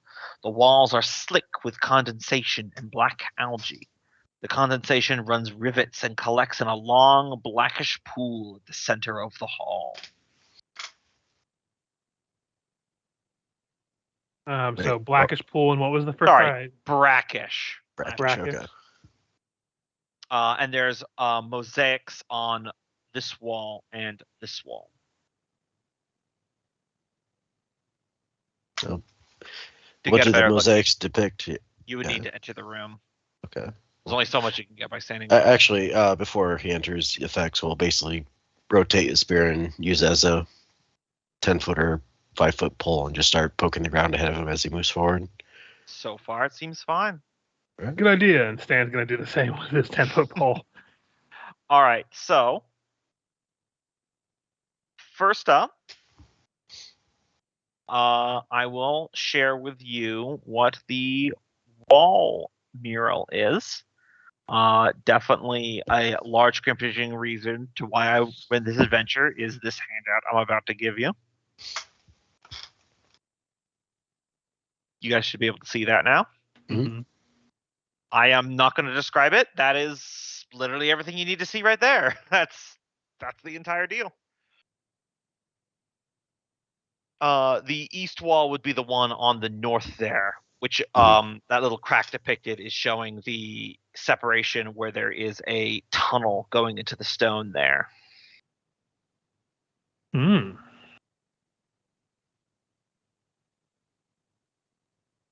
I'm still busy looking at all these characters. This 12-year-old had a lot of talent.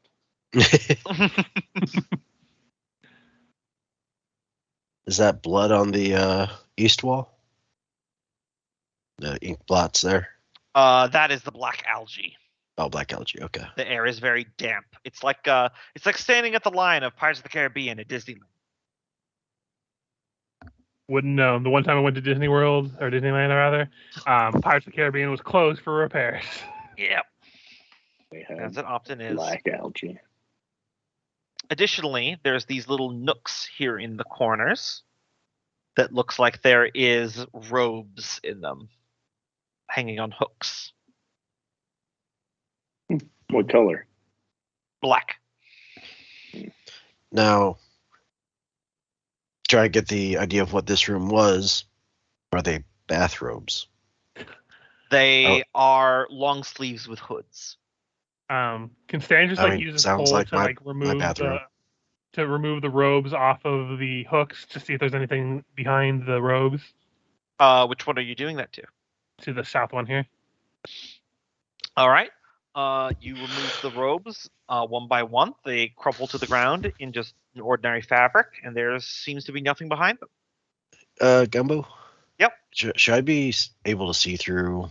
Yeah, what it was is that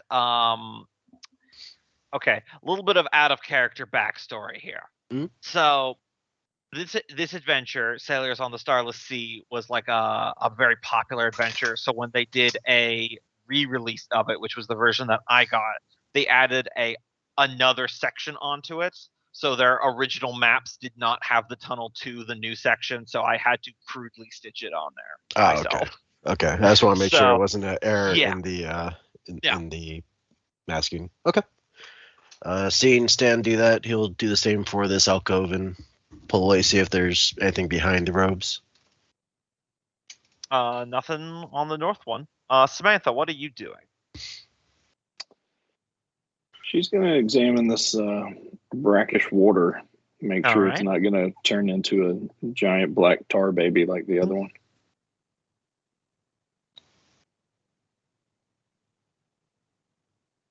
She also has a 10-foot pole, which she'll keep in one hand now that she's holding her sling in the other. All right, so the water, the fetid pool of the chamber is thick with blackened algae and natural slime. Narrow in relation to its length, the pool is 20 feet deep.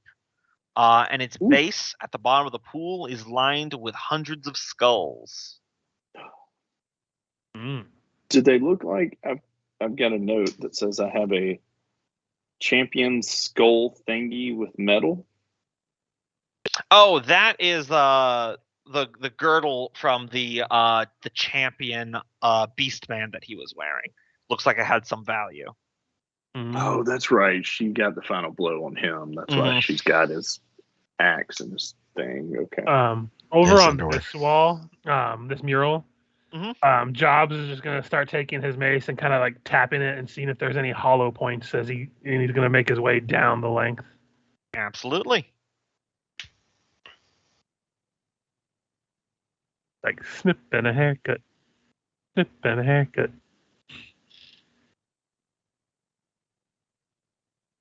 Skeleton leans out. I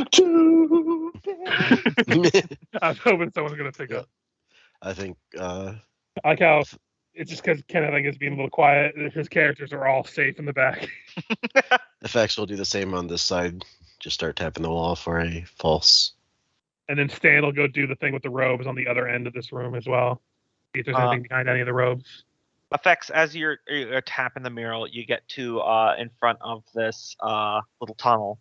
And you hear a voice call out to you from down the tunnel saying, "Hello? Is anyone there?" FX will look back at the others. Did you guys hear the voice? Samantha immediately starts whirling her sling. Have no fear, Stan is here. He's gonna start charging in. All right. I will save you, citizen. Let's see. It's difficult to make out in the dim light, but this stone corridor seems to have a hole here, where there are several metal hooks anchored into the edge of the hole, and that seems to be where the sound is coming from. FX would follow Stan, so he has light. I was just gonna say, I need light. And he's gonna start approaching the hole, trying to be careful not to get, like, using his 10-foot pole to like poke at it, make sure there's no like crumbly bits that he's gonna fall in as soon as he gets close to it. All right. So you just need to get a little bit closer to see what's in it. Yeah, I was just waiting for it before you. All right, so looking down the hole, you see that there are several chains ending in meat hooks. One of them has a living villager yet to be described, because if you rescue this person, they become a new character, who's looking up at you, who's got a hook through his shoulder. There are 7 other ones suspended at height that are very clearly dead, that have vines growing out of their tear ducts and nose and mouth, like the vine horrors outside. The little weak vines are starting to try to reach towards the person dangling. Can we see the ground beneath them? That is a good question. Let me just double check. Oh, Stan definitely can't because the light isn't there. Yeah. Let me see here.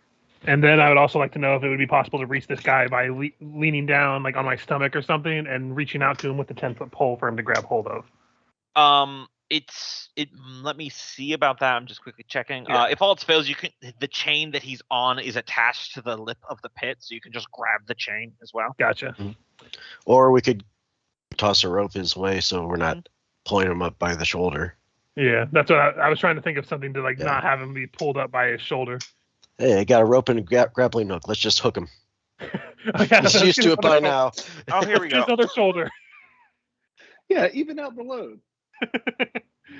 All right, here we go. Yes, so with whoever's got a torch or lantern near the edge, it looks like it's 30 feet down. Okay. Gotcha.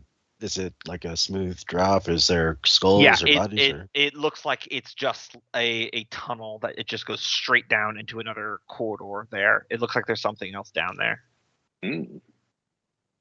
So can we like tie the rope in like almost like a lasso-esque thing and like lower it down and try to have him, like the person who's hanging there, like slip their feet underneath it, so then by the time it gets to like their torso area, it'll tighten so we can pull them up by their torso rather than by their arms or something.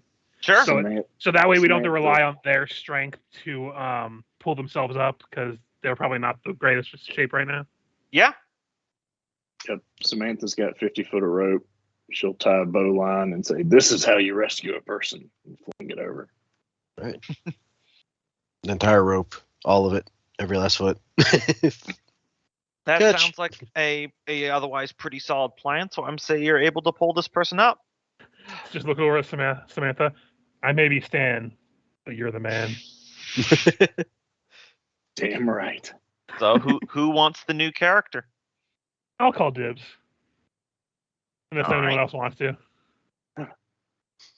Watch he I go spawns through with more only one hit characters than point, anyone. and he's dead because of the wound in his shoulder. Well, it's great. he's gonna have a minimum of 1 hit point, rather of whatever he has rolled, because he's wounded. But all Oh, shit. right. Oh shit! Oh, Hey, we have to use that weapon. Yeah, there you go. Give me that axe. I must get vengeance. Here, take the armor, take the axe. You are God now. All right. His occupation 16 stamina. 66. Hold on, I need a character sheet first. Of course he is. He's an herbalist. I mean, look at those fucking stats. His luck is terrible, which is probably why he's down here. Yeah, I'll give you the character sheet. Hold on. Strongest guy with the highest stamina we've ever had, Mhm. and he just likes to garden. Hey. Leave me alone, man. I'm Come- chill. And Just chill, man. There you go. Herb. All right, now let me see what his birth augur is. I think my favorite part of this game is the fact that at 0 level, everything gets dealt to us, and I'm just going, what would this guy be when he grows up? Mhm. All right, so your birth augur is lucky sign. Your luck applies to your saving throws, all of them. So Oh no. oh, that's great. you're not going to have a lot of good saving throws, but man. No, not at all. And because you were literally dangling here with nothing, you have no other items, so you'll need to get stuff in the party. I think we're gonna be checking this guy out. To be fair, Yeah, definitely give him that that named axe, sword we have. Or yeah, meteoric axe. iron axe. And probably put him out with that armor too. Yeah, that last armor. Yeah, we're here to kill some shit. We're gonna need your help. As we just see this guy we pull up, rippling with muscles. It's like Yet we this- just saved yet the this- rock. Despite the fact that you would have, I think, 5 hit points, 4 hit points. I don't 4 know. hit points, and then But he you're probably- you're only at 1 right now because that's fair. you took. Hey, listen, we only need him to swing good one time. The halfling Sivanus walks up to you and offers you, "You don't look so hot. Here, eat this," and he gives you a little bit of chicken meat. It's raw. Let's see. You said this is chainmail, right?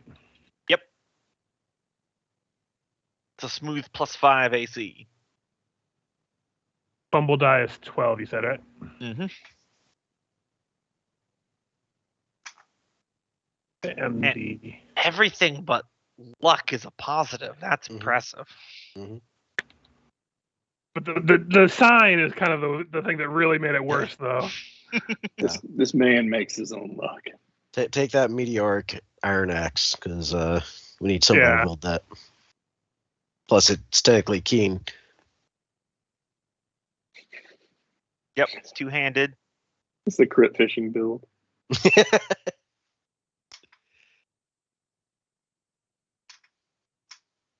The positive Oh god, ball you saves. gave me the crit fishing build. That's bad. And I guess you're gonna make me a little NPC thing for him. It's right here below Stan. Okay, I was just editing this sheet real quick. Mhm. God, that fucking luck is gonna come bite me in the ass. I am very curious which characters will make it out to be the I'm trying to the get actual those level out 1 here. PCs. But yes, as you're finishing that, you're able to get Rooster, as Richard has named him. Up. Roosted. There is still all the hanging vine horror infested corpses that don't seem to be able to pull themselves up the chains, dangling like 20 feet off the ground. And there definitely appears to be something down there, because when you look over the edge, you see a faint light from the bottom of the pit, as if it's a hallway and there's something else. Could I have Jobs light the candle that he has and throw it down there? See if we can get any light that might shine what's going on. Wait. What's your name? Giant man? High-pitched voice. My name's Rooster. Please let this be Okay. the one that lives. I'm gonna call you Mike Tyson. That's What? such, like, overly You know what? complicated. No, his name is now Tyke Myson. Tyke Tyson. All right, Tyke. What brought you here? And what's down there? I was just looking for my 1 pound of herbs. Wait, so you weren't even captured? Well, I got captured later.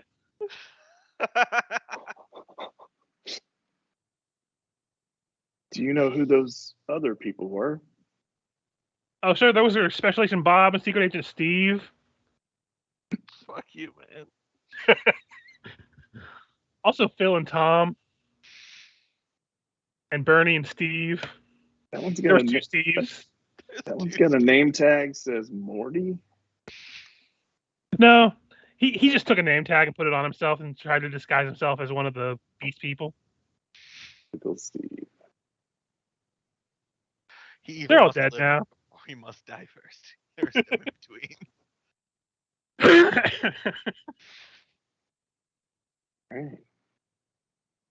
So Uh, did y'all go down or come up from below? You were knocked out and you were just woke up impaled on a meat hook dangling over a pit. My shoulder hurts. I hate when that happens. Yes. As he's talking about, he was looking for his 1 pound of herbs. Jobs comes in, lights his 1 pound of herbs with the candle, and throws it down there to see if the burning of the herbs will light it up. Wait, does he only have one hit Richard just point? screams, "No, my herbs!" Dude, you just lit a whole pound of herb. Does he only have one hit point? Yes. Because He has maximum of 4, Mm. but he was on a hook, so Ah, I gotcha. he'll fit right in with the rest of the 1 HP. Right. if he makes it to the end, he will be a fantastic warrior at level 1. But Right. Oh, yeah, he'll be a beast if he lives. because well, warriors he's have not a D12 Oh, shit. hit die, so so you throw the candle down there, and it falls and it lands in a room.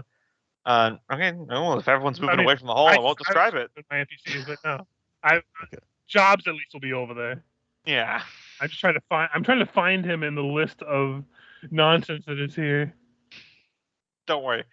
I'm stocking you up for good reason. You see it looks like the light emanates out to a slightly larger room, not huge. You can't see the walls because you're just looking down through the pit. That looks like it's covered in like ivy. Mhm. But it looks like there's definitely more space down there, and there's another light emanating from it. Samantha's gonna try and fling a stone from her sling at one of the hanging skeleton ivy people. You could do that. Also, don't say what to do, but they are rooted to a chain that is just connected to the lip right in front of you. Yeah, but they're moving. We don't want to pull them up. You could Yeah, also we just don't want- unhook it. Did you I get don't the new want to guy drop armor? it down because Yes. I want to go down Okay. there. Alright. I just want to kill all the ones on one side. Because that it I is can like slide down the 20 rope. feet. It is like a 20-foot fall. Yeah, but if I shimmy down the rope, I can see what's down there. So if No, I mean kill like these- they're suspended 20 feet over the ground. Oh, you're saying I might kill them. If you want to try. What do you think, Ethics? I mean, don't they all look kind of dead? But That's not me, they've but- got these animated vines coming out of their holes. Do you not remember what happened outside with vines? Yeah. Well, wait. I can't remember who of my group was out on that side. Let's just say yes. Let's just say you shared the stories. Yeah. The person who we picked up in the last room's like, yes, I remember. Samantha flings a rock at one just to see if it has a reaction. Give me an attack roll.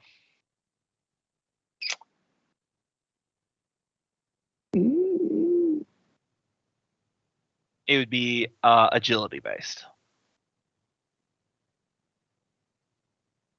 So I don't know how to do that. I've got Sling in here +1 attack because she has a lucky. Just do it. Just do it, but like what we did before we started using Roll20 sheet. /R 1d20 plus your agility bonus. Okay. Just do it old fashioned. All right.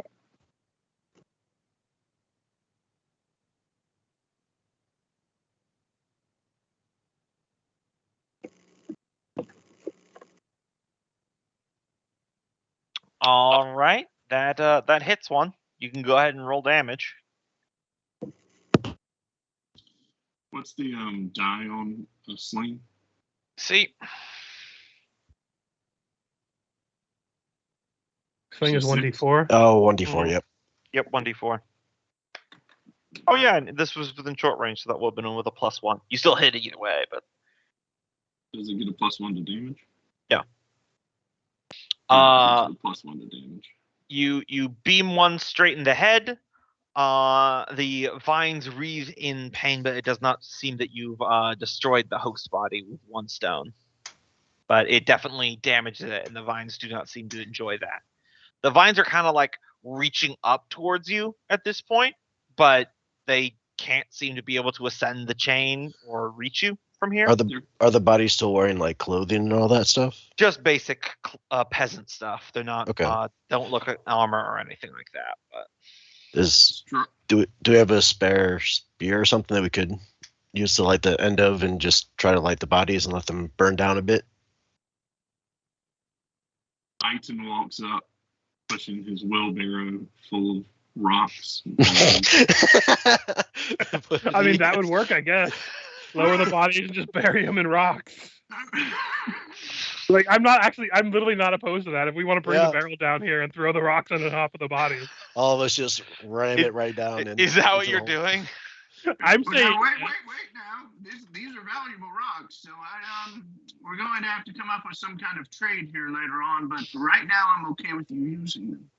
Okay. We'll figure out the payment after all this. We'll figure out the payment after this. Turns to the person next to him. That man doesn't leave this keep alive. Just a wheelbarrow full. You know what? Just push the whole wheelbarrow in there. Yep. Yeah. Listen, I'll just save you the time. You take 15 minutes. You just bludgeon these things to death. The book explicitly says that if you just unhook them, they fall to their immediate doom anyway. Yeah, but this is funner. You did this. We needed a break. Some people needed to let out some frustrations. 37 of our friends have died. Let us get some stones off some skeleton heads for a minute. You give us these items, we're going to use it. Goddamn. Yeah, no, that's fair. That's fair. So all the young vine horrors are dead. Should we also be concerned about the path that's going to the Yeah, I was actually before we go down there? I was actually meaning to get Tinkles over here with the light so we could see what's going on over here. Yeah, Singles will come over as long as there's someone in front of him.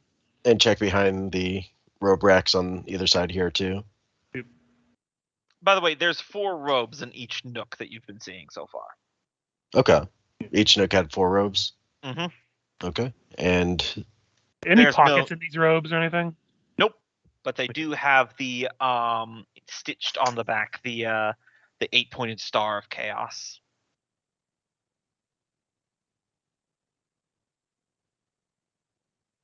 I mean, do we want to wear these? Maybe blend in a bit. 17 of us walking around. Weapons, you don't think we... There's enough for everybody with 2 to spare. Tingles will wear one as a cape. Just take these sleeves and just tie it over his neck. Out of character, what do we know about this 8-pointed star of chaos? Evil. It's just a sign of evil. I think Team Blue will all put on a robe just to try to blend in a bit. Tingles will just wear one over his shoulders like a cape, but he's not gonna actually wear it. All right.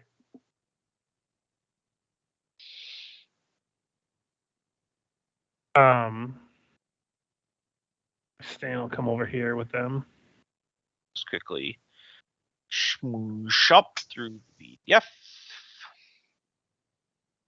Okay. All right, yeah.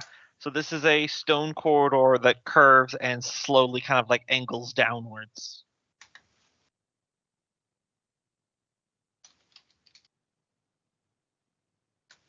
Tinkles, could you come in here a bit? I can't see beyond what light you cast in there. Oh, there we are. All right. Yeah, oh, jumping down. Do you want to explore this path and instead of trying to risk climbing down through the hole? It'll probably be a safer way to go this way than down the hole if we can avoid it going down the hole. Samantha's already secured the rope and she's preparing for whatever. I'm sorry, what'd you say, Cope? But that was a lot of mumbling and I didn't catch any of it. Sorry. Samantha's already secured the rope and getting ready to fling her legs over into the hole and start descending. Now that we spent all that time rock chucking at the skeleton head. I mean, if we're splitting the party again, Jobs will stay with you. But it looks like most of everyone else is going down there. He's like, Jobs is just like, hey, Sammy, everyone's going that way. We might want to hold off on the rope. We spent all this time doing this. I mean, we could come back. Everything's been a big circle around here anyway.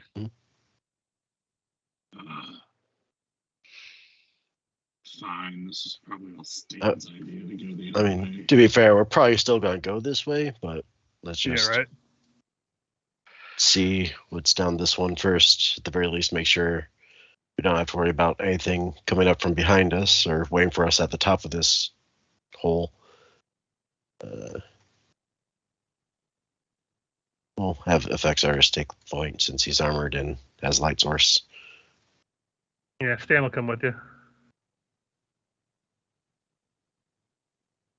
And anybody with a sling, get behind us and get ready. Samantha from 2 corridors down in the dark.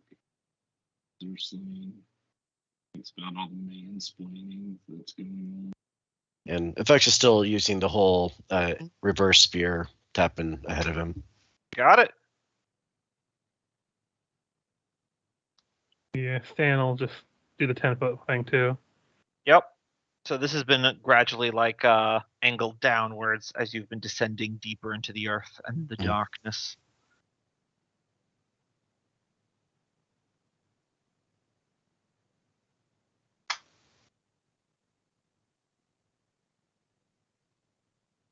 Eventually hitting a set of small steps, descending downward into unworked stone.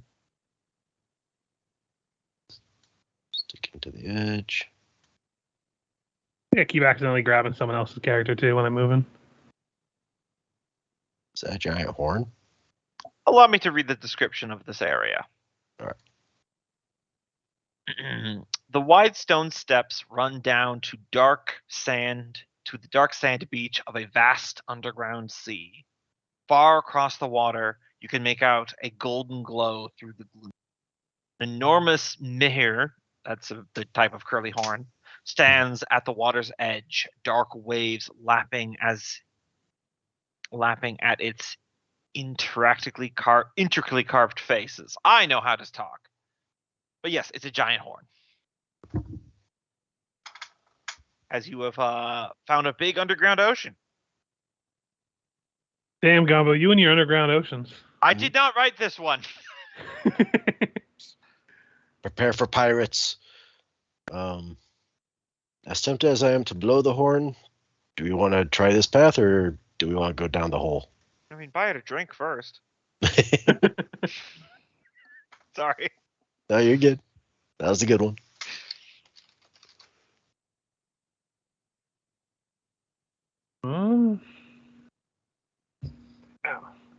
It's up to you guys. You just see someone trying to blow that horn.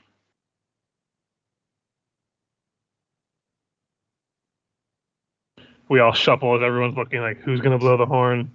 Who's going to be the butt of the course. jokes of anyone who lives?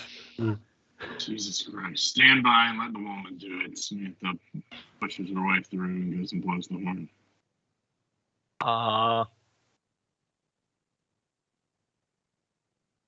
There's a big sound that echoes across the darkness. See, it's not that hard. Past the towering standing stone on which the horn is, a dragon-prowed longship emerges from the darkness. Its hull scrawled with foreboding sigils and runes that glow in a sickly green dim light. The ship draws to a stop 50 feet offshore. And though 50 feet would be off the map, but I'll just do this so you can see it.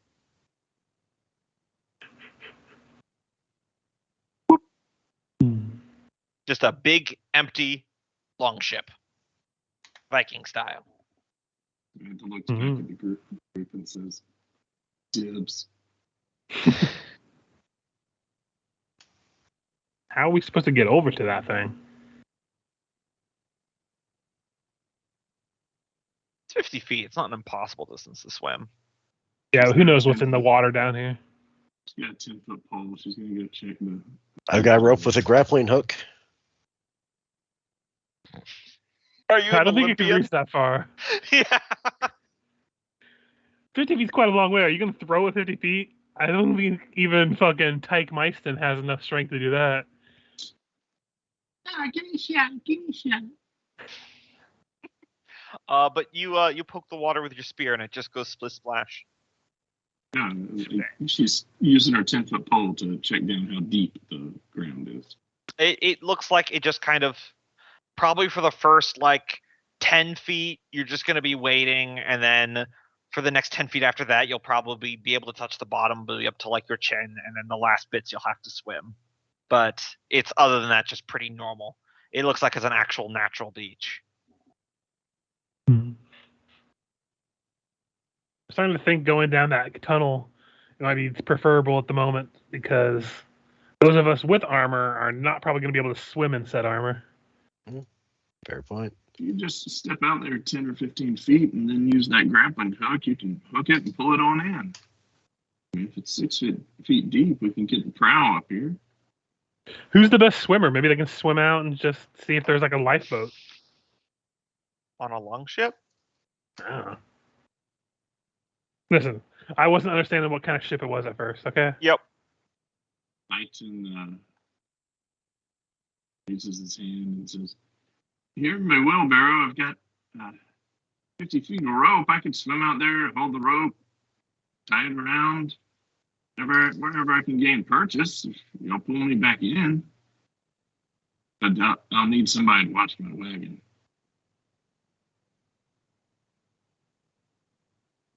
Okay. Let's just tie a rope to him. He starts he takes out a small empty sack, puts it in his wagon, takes off his 5 pounds of chicken meat out of different small bags, puts it in his wagon, another thing of rations, and then he reverently pulls out 1 pair of gloves. Looks at it for a minute and says, I don't know why, but I just don't want to let these go. I'm going to put them here, and he puts them on top of the bundle of wood that's in his wagon. He goes swimming. All right. 1 moment. Guess he could have emptied his wagon and used that as a kind of boat.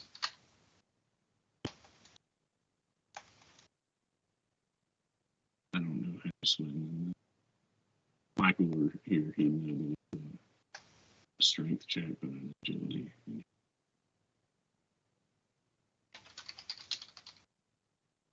All right. You managed to swim out and reach the longship. There's plenty of handholds on the side. You can pull yourself up and in. I'm here, but it's really dark.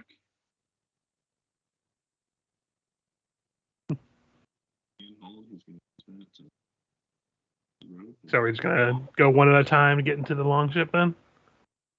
I think so. Since you have the rope attachment, we can attach it to the ship, right? You can use that as a guiding line. Yeah. Also, Yeah. those with torches, they can, and lights and lanterns, they can use it like to shimmy themselves without having to let go of it. Yep. Yeah. This- Effects will do pull the that. ship- Let's pull the ship closer. Are we able to? Do you try? Pull on. Yeah. Let's give it a shot. Everybody, grab on the rope and let's pull. Heave. It feels like you're playing tug of war, like the ship is magically rooted in its spot. Or more accurately, it's like it's pulling against you to maintain its location. Samantha looks at the horn, looks at the boat, and says, "Forward!" Sorry, Boat, say- come to me. Sorry, say again, what are you doing, Cope? Samantha looked at the horn, and she looks over at the boat, and she says, "Forward! Boat, come to me." Yep, nothing happens. Is there? I'm gonna study the horn a bit more, see if there's any sort of like instruction manual. It is not. It is a smooth piece of ivory. Okay. All right. Well, All right.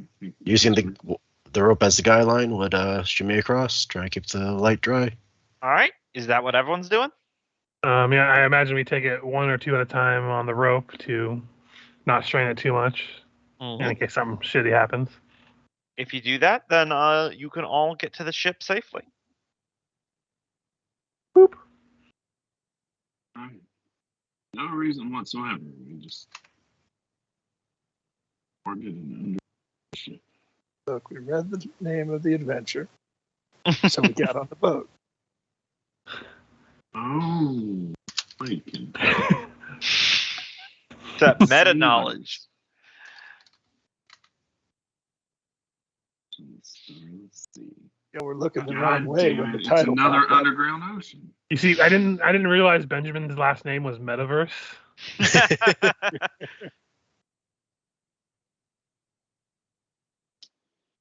Samantha walks up to the wheel and says, "Well, guess I'm the captain since it's my ship." You will be taxed at a later date. Everyone man on oar.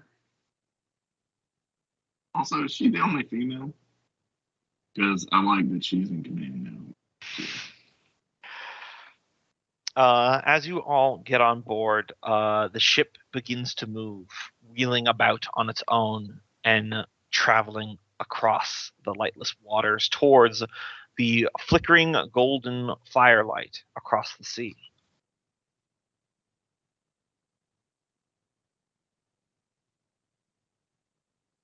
Hmm. Oh, son of a bitch.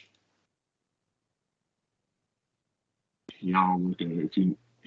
It's kind of shaking and heaving a little bit.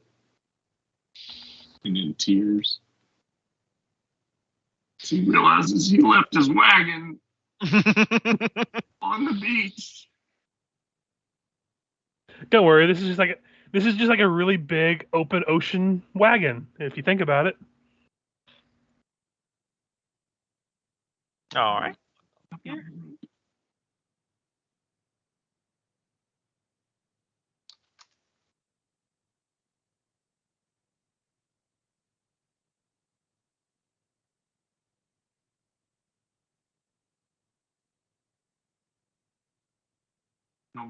Tell us a little bit.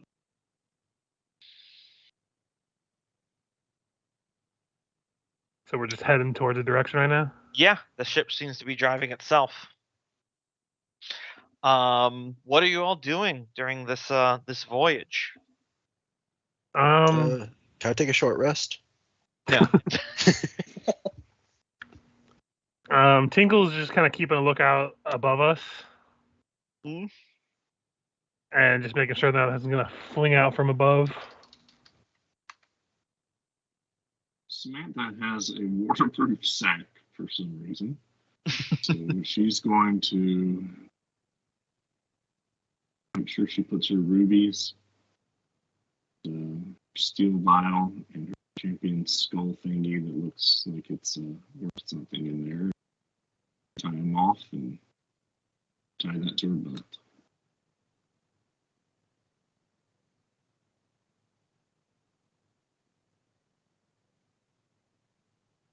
Loki, what are your folks doing? I think the people with the slings are just kind of keeping a wary eye, while FX is likewise just keeping an eye out with the lantern.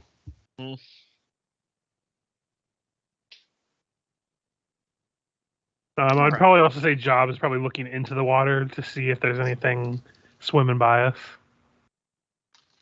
Because he's pretty sure he saw tentacles on one of those paintings. Is there like, I know this is a longship, I don't recall. So a longship doesn't really have decks. It's just Yes, a long. it is just a big boat. Okay. I just wasn't sure where the oars were. Mm-hmm. So, Well, despite what the image I used, this one has no oars. Okay. Does anyone have anything where we can light a little cooking fire? I've got a good bit of nice chicken meat. Make us. I mean, if you want to stick it on a stick, you could probably cook it over my torch. Make a kebab. Priorities, I guess. Listen, eat them if you got them. How are we going to shit ourselves in fear if we're working on an empty stomach, okay? So it was, who was the one looking over the edge, Richard? Jobs. Okay. So Jobs, you notice a bunch of glowing red eyes in pairs, looking up from beneath the dark water at you. There's things staring at us in the waters, guys. Around this time, large, sinewy, black tentacles begin emerging from the waves in that direction. I called it. I knew there were tentacles on that painting. Sorry. Oh no. Chicken's about done. So I'll just pull this initiative real quick. Because Chaos Leviathan's gonna attack you. Oh, cool! It got a 20. That'll really help us when we're dead. Don't forget to click your token. I'm sure I found my token. Ooh, double ones here. I mean, I guess it doesn't matter if we all go last after the Leviathan eats us all.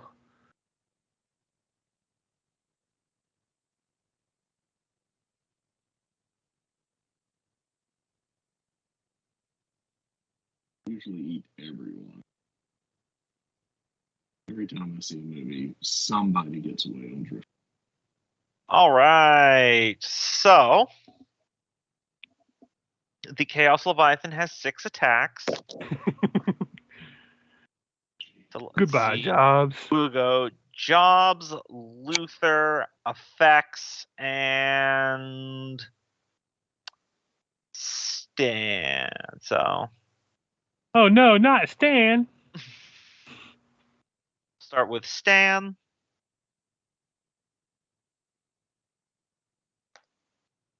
Eight. That actually probably misses. That actually misses Stan.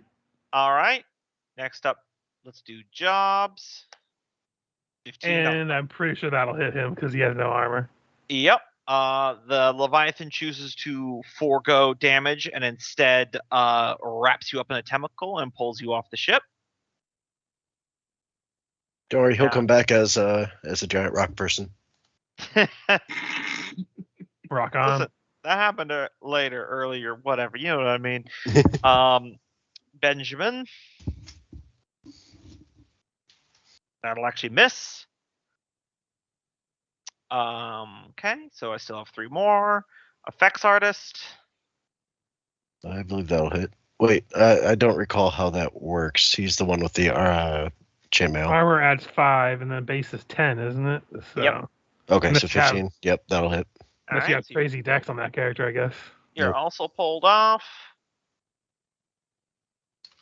Okay, let's grab Director. That'll get him.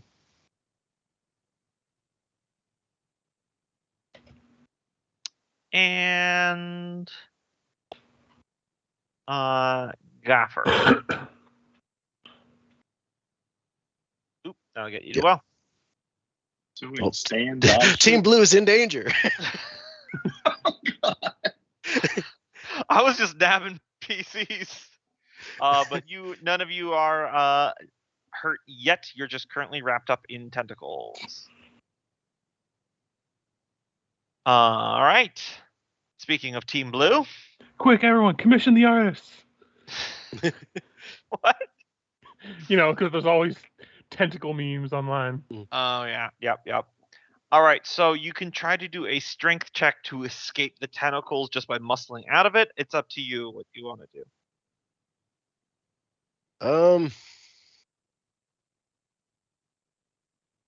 Yeah. Well, let's see. Actually, Gaff will try attack with a short sword Okay. because they ain't got good strength. Is there a...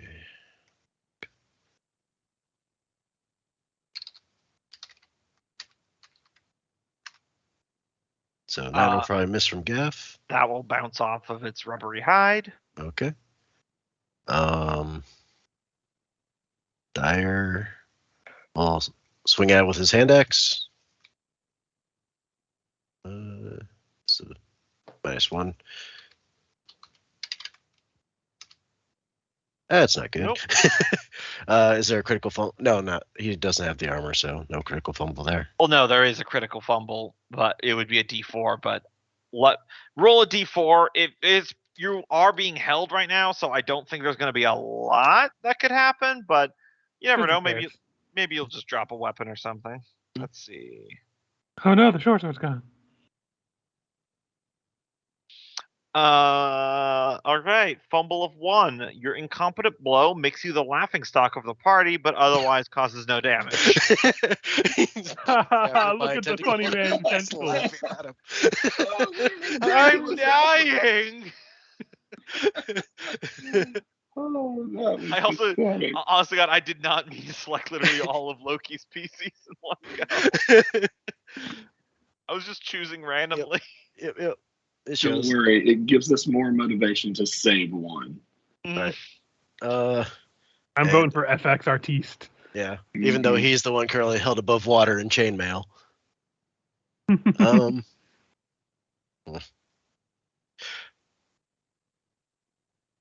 Yeah. So he's going to take, because he has a lit lantern, Mhm. and he's kind of in dire straits now.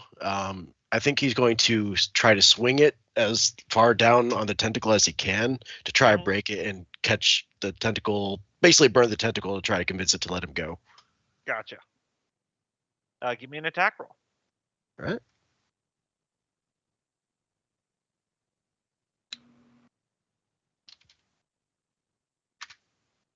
Or It's soft and squishy like a plushie. not working. Okay.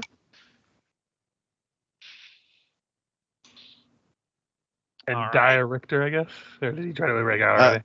I He already did. already, yeah. He's the one that embarrassed himself. Oh, yeah. Everybody's laughing at him. He Oh, I just thought that was doesn't get Gaff. Too perfect.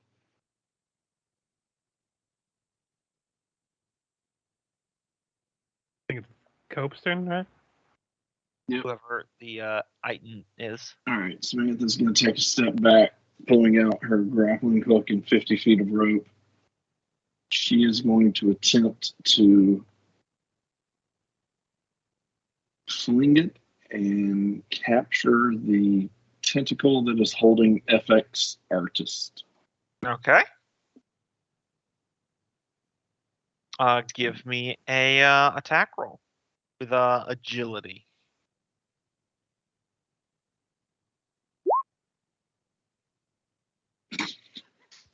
It goes sploosh into the water. And she begins pulling it back up. Mm-hmm. That was Titan. You still have Iton and Severus. Titan has a hand axe. He is going to. Snape. Severus Snape. Didn't even think about that. Titan's going to step up and try and hit with the hand axe. Yep. Just use these. School. Well, I'm into the 8s. Yep, that also will not hit. All right, and Severus is roasting chicken over torch. Is going to offer to take the torch from you and continue roasting the chicken. I think that was Effects who was helping you with the torch, and he got snatched.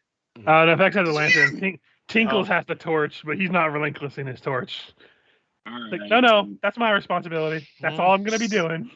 Sivinus pulls an iron spike from his belt, from his pocket. I don't know, and uses that to throw it at one of the tentacles. All right, This is another agility. agility check.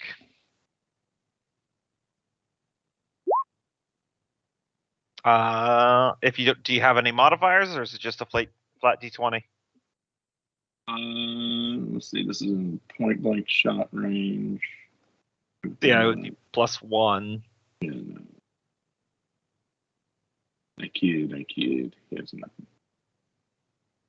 All right, well then that misses.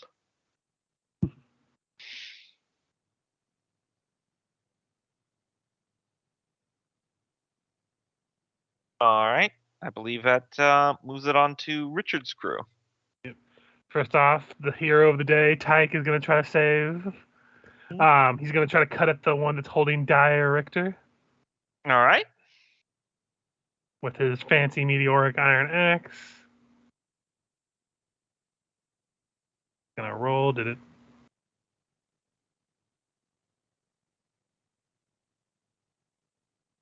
Anyway, are it's you not- are you using the one on the sheet? Yeah. Okay, then hold on, let me see, because I experimented with this in between sessions. So It's like there's 13. I just rolled it manually. Yeah, because oh right, it's because you don't have an attack bonus. You have Yeah. to put it's 0 and then it'll roll it. Gotcha. That'll go. I rolled a 13, so The 13 will unfortunately miss. okay. That'll be his thing. Jobs is desperately going to start using a spear attack on the guy. Let's see. Should it work now? Because his attack is 0 damage. Nope, still not going to work, so I'll just do it manually. 6 will miss. Stan is going to swing a longsword at it. Flat d20. It's just going to miss as well. And I swear Tinkles is the one that hits with a -2 to melee. He's just going to try to just like slap at it with his club, I guess. Come on, nat 20. Yeah, anything can happen. Nope. And that's all I got. All right. And that just leaves Kenneth's gang. This old man, Luther, will try to swing away at it. Hits for think- 0 damage with a 1. Not a natural one, just a modified one. I think that's fated to be. Oh wait, that one actually hits from Benjamin. Doing 2 Yeah, damage. Benjamin Metaverse striking at him for 2 damage. It takes a small amount of hurt from that. It is very large. We got it on the ropes, guys. Let's push the advantage. Says the guy in the tentacle. Hey, at least he's not the one being laughed at. Yep. Jim's just gonna hide behind one of the masts. Okay. Don't know what it is. Don't know why I'm here. But I know it wants to kill me. Everyone immediately was like, why did we get on the mysterious magic boat anyway? Yeah, you had a perfectly good tunnel with a light, and you're like, on the boat. All right. So, Chaos Leviathan's turn. I want everyone who's currently being held in the tentacles to give me a strength check. You will want a 20.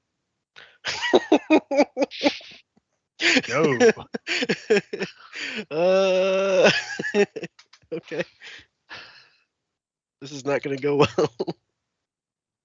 All right, so let's go in alphabetical order. So we got Director. Nope. We've got FX Artiste and Gaffir. None of them are 20.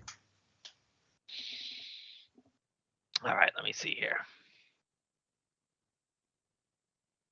Does this mean Loki's out of the game? He's welcome to have Stan if he wants.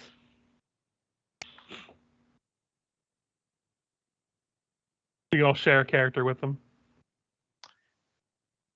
So yeah, the tentacles constrict around your waist, you vomit up your organs, and then you're yanked into the inky blackness and you die. And by you mean all three of his characters. I think he's focusing fire. Who's the next? Who's the next player he's gonna wipe out? Hey, I attacked several of Kenneth's as well, but they all missed. All right, do you want to take over Iton? He's a very powerful Wainwright. Who comes up with solutions.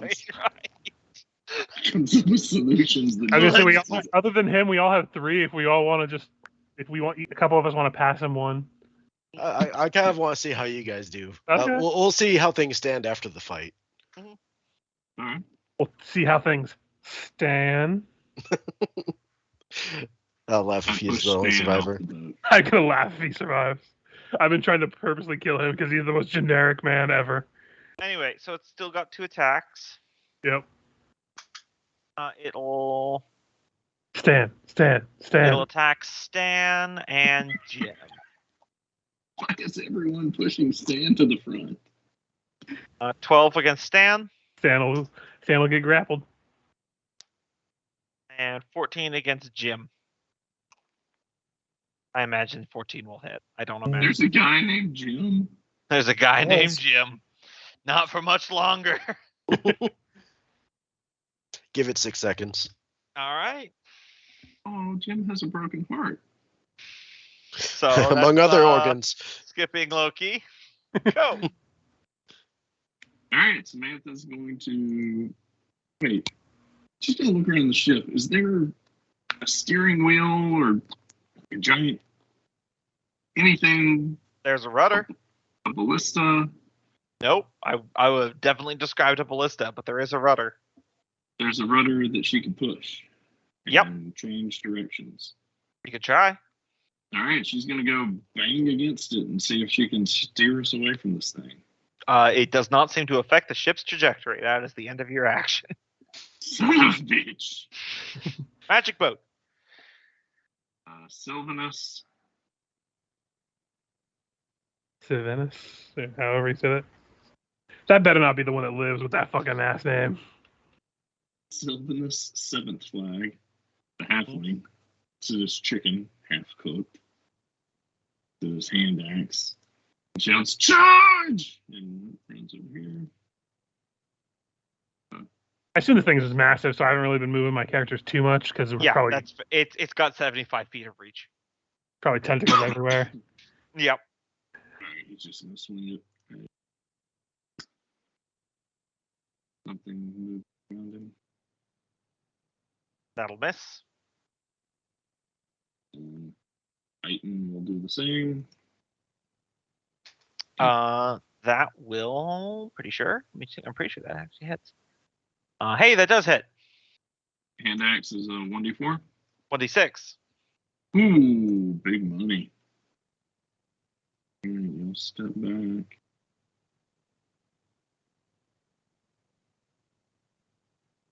All right. Takes a little bit more damage. That's for my Wilma. This is wagon.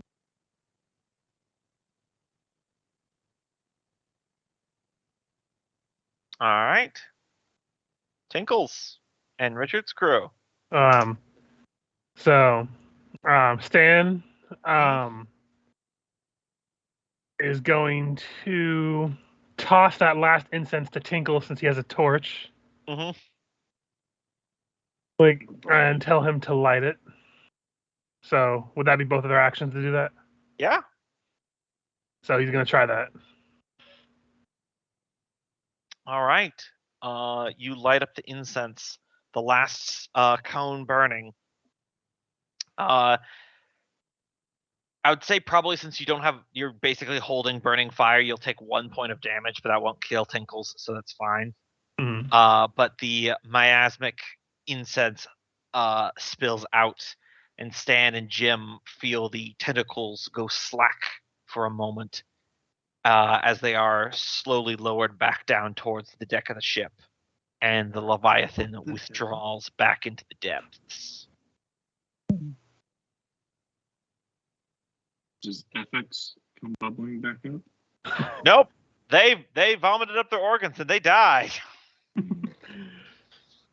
Use the sea cucumber defense mechanism. Yep. Can I pull them back in? All right, so that's your surviving PC so far.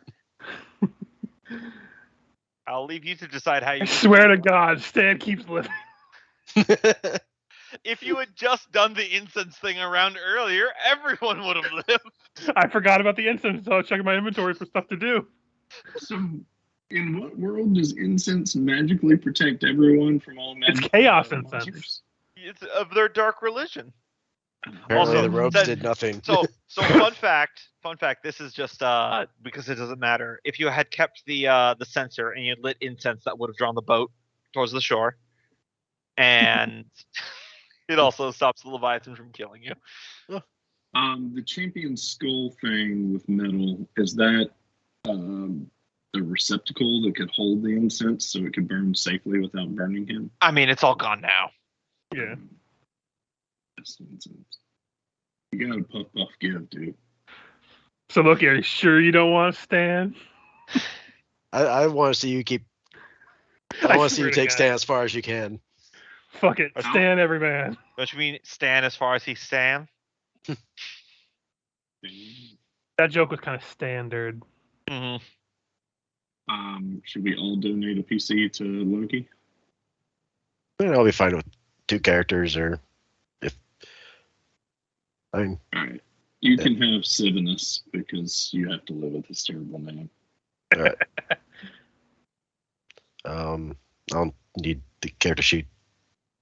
All right. Severnus, 7th flag. No longer copes. I really like Tyke and Tinkles, so I don't really want to give you any of my characters No. right now because the only one I want to give you is Stan. That's fine. There we go. You got the most. You got the Yeah, Kenneth has 4 of them. He can spare. I tried to kill some of Kenneth's, I swear. I'll just get I a sign saved and chill Jim. by an overpass. Will work for You can't- characters. I don't feel like you should be able to have Jim. I said, Or Benjamin. hand me whoever you're wanting to, except for Stan. I want to see Richard take Stan as far as he can. God damn it. I will kill Stan. You can certainly Dude, try. one shot, damn it. I'll laugh if he's the only one that survives. Like, Mhm. God, what would he even be with his average ass stats?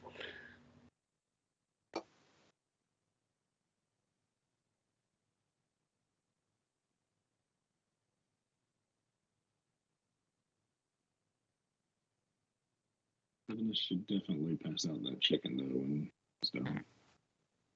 So I was just waiting to make sure you guys are done distributing characters to Loki. I haven't heard Kenneth if he wants to share any characters in that. Whichever one he wants. I'll take Cornelia. All right. The other female character. There I you had go. not noticed that there was another woman aboard the ship. You are my first mate. She looks. at all the Samantha's one of boys. those girls who's like, I only have guy friends. Cornelia is also an herbalist. So much herb I want around. Mage. You know, it is funny that we got so many herbalists because some of the occupations take multiple on the D100 table, but herbalist is only one of them, and you guys kept rolling it. Listen, this is just a village of stoners, okay? This is what we supply to the kingdom is our weed. I mean, we're fighting evil with herb. Yeah, Have we're you all Have behind you us, heard better. the That's why we got dark this boat. times have descended upon the village of the Dank Kush? Listen, there's a reason why we've never second guessed getting on this magical boat in the middle of the underground ocean. We have to fight for our right To to Pixel Buddies presents The Bad Trip.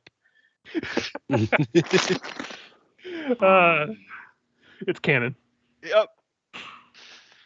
All right. The village hidden in the Dank Kush. So be sure to change the little markers on the tokens that you now have there, Loki. All right.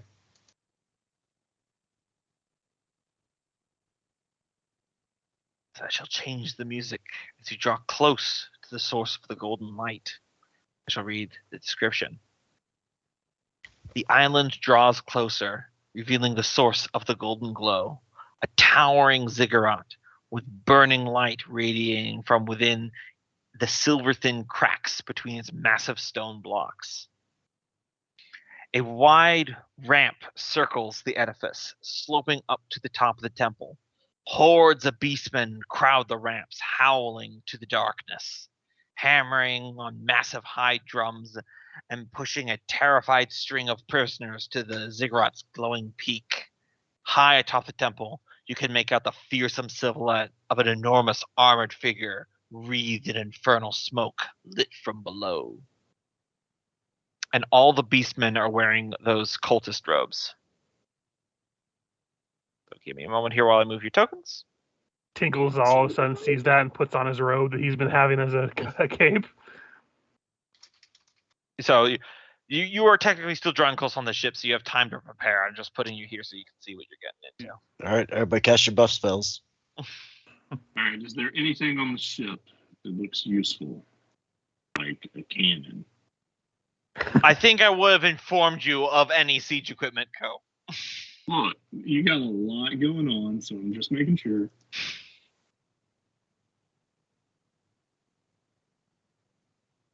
Is that a monkey man with hands for feet? And feet for hands. Like the back legs look like just hands. That's honestly the most disturbing idea I've ever seen. There's a lot of beast people. So as far as I knew, only Richard's people took the robes. No, all of Loki's characters had, but they're dead now. Yeah, Tinkles is the only one that has a robe, and he just put it on.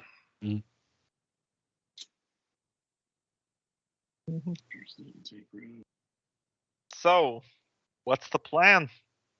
Probably So it's like a spiral upwards. Is that basically what it Yes, is? you're starting at the Jesus. bottom, then it spirals upwards. Up at the top there looks like that's the prisoners, the remainders of your village. The carving, the skull scepter thing they were holding, that doesn't look like the mace we have, does it? It does not.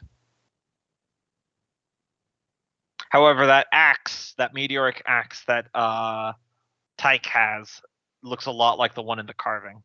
And it looks like they're getting ready to sacrifice things to their god. So we probably should hurry up. All right.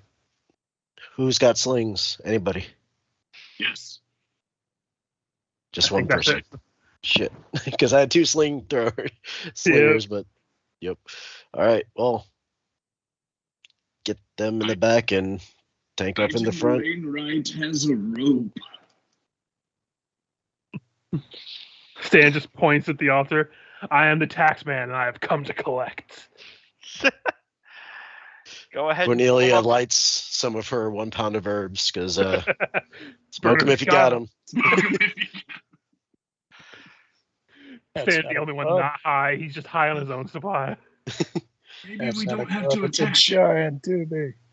Maybe you can go in there and talk to him with the robes on and tell him that you're the sacred lord and carry that big axe.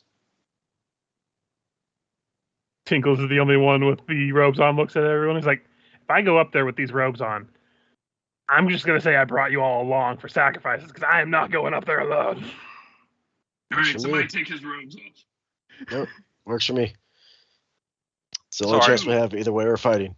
Tyke Myson, take his robes and go up there with your axe and lead them. Yep. Hey, So is the current plan here? What is the plan right now? I mean, looking around, it's just like a bunch of beast people looking at us right now. Is that what's going on? No, they're looking up towards the altar, beating on drums. They're wearing cult robes. They don't seem to have any weapons.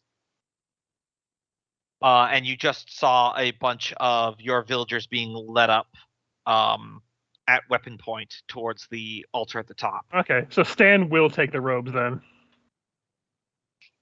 All right. He wants to make his way ahead of everybody and just kind of look like he's heading upwards to be part of the progression. Mhm. Like not running or anything, but he doesn't want to draw attention, but he wants to go ahead of everybody in the robes and try to get to the top before everyone's sacrificed. get the whispers to whoever's near her. Listen, I played Stan as I am my own main character, God damn it. So is Stan leading the party up there? Or is he just walking up there? He's heading to ahead of 1v1? everybody else. Like I think everyone else is staying back and he's gonna act like Gotcha. cultists. Like if everyone else starts, interacting afterwards, Stan's just gonna look like he's heading up to the altar. Okay, I'm just. He's gonna have getting the hood drawn heavily covering his face. He's faking it till he makes it, man. Yeah. What's the rest of you doing? Wait, did Stan take the big magic axe? Nope, he can't wield that shit. I mean, are we all going to act like we're being dragged along? I mean, we could probably make something look fancy with the 50-foot rope, kind of make it look like he's leading us into a procession. Act like we're bound, but actually not Why be. would we go up there around all these monsters? I mean, we're trying to save the villagers. So. Yeah.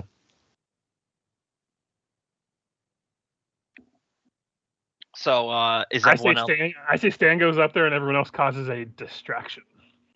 I don't think Stan's going to do too well on his own, though. Oh no, he won't. I want him to die. Listen, Hey, if he lives in this, he deserves to be a main character. you guys suffer grievous casualties even on a good plan. So don't put your balls on too many pancake griddles here. Yeah, we can't take these. It's too many. Well, there's. I mean, do we just want to turn back and call it a game? I think mean, that's the only other how option. how do you turn the ship around? Yeah. Why did we get off the ship? It landed here. And we could either go to them or wait for them to come to us. Hey, while everyone else is planning, Stan's just walking up there. Well, I assume that this is the plan that you're making before you dock, because Yeah. as soon as Yeah, you dock, okay. then you're going to need to have your shit together. Blue Yeah. team says the one in the robe could act like they're Follows leading everyone us. else. Yep, and just take 50-foot rope, make it look like it's bound around our wrists, but it's just a simple loop that we could pull free, no problem. Mhm.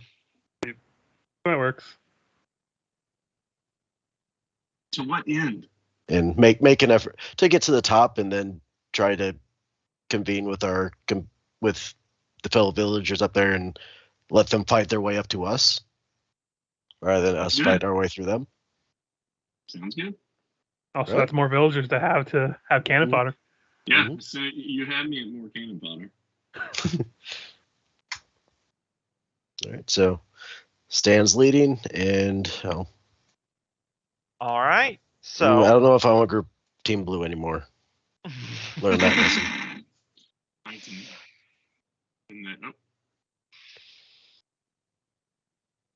Double file.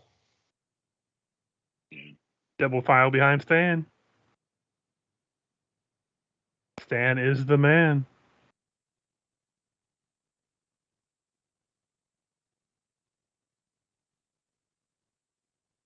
I feel like we're Sure. there. Okay. Okay. Yep. Okay. Okay. So with Stan leading in the cult robes and you all probably gripping a rope, you are actually able to walk through the crowds of beastmen howling into the darkness and beating on drums because you do look like prisoners being let up and they are also very dumb. So no rolls or anything. You actually do manage to get to the top of the pyramid.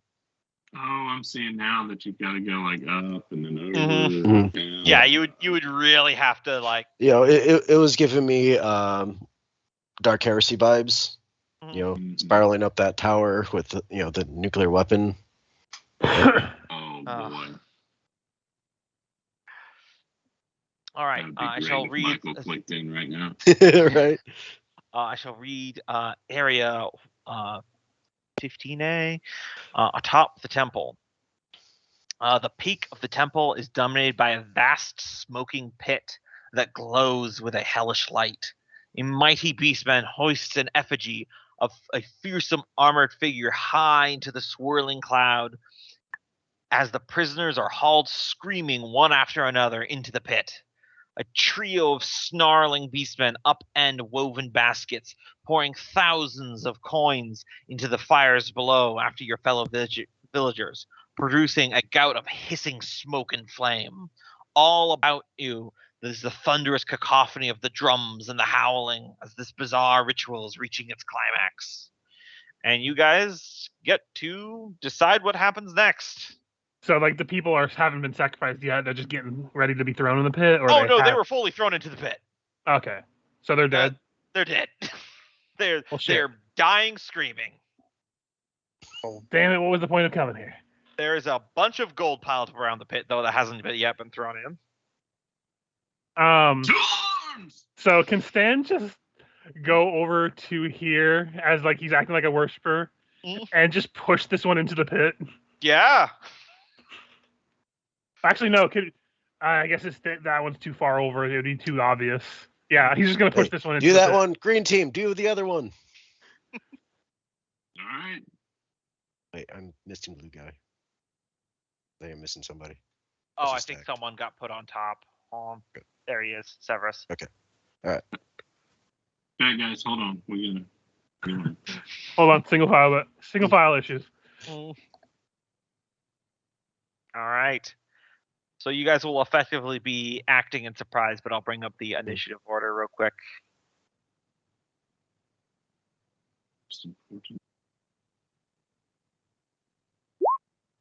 I'm just checking.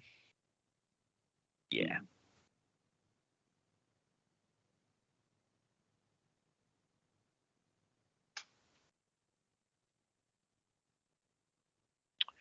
Alright, so initiative. Beastman. Oh, +1, so that should be a 3. And the shaman for a 9. All right, you guys will get to act before them as you're taking them by surprise. So that would be Loki. All right. Savinius is going to shove this one towards the pit.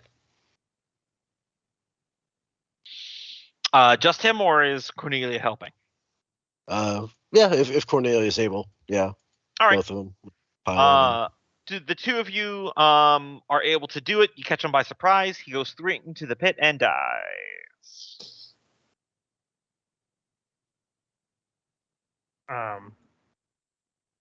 Nice. Fuck you, Beastman.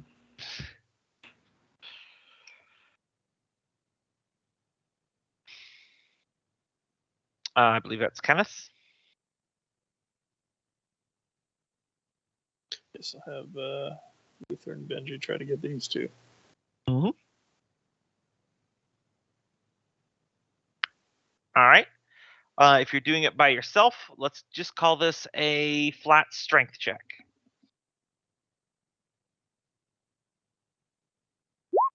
Best. You do have Jim. See if Jim could help out too. All right, so Luther is able to throw one into the pit, but your Benjamin is not able to budge the shaman. So that's another dead beast man.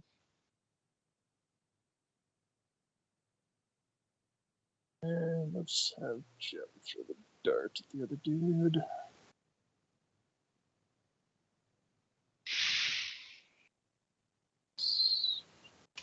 Jim, attack.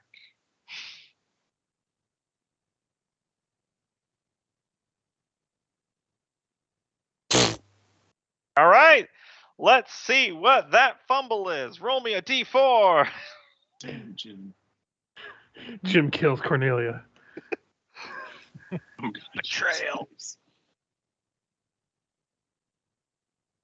The weapon comes loose in your hand. You quickly grab it, but your grip is disrupted. -2 on your next attack roll.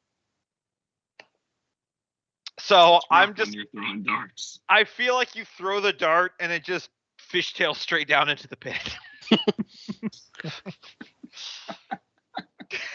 Oh man, that was much cooler in my head. You just hear, "Oh God, I almost died in the pit. I can crawl out." Ah!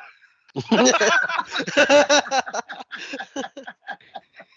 really not that bad. Oh Lord. All right, Fantastic. Well done. Cope's crew. Yes. What's our travel, our speed? For normal humans, it is 30 feet, so that would be 6 spaces. Basically Pathfinder.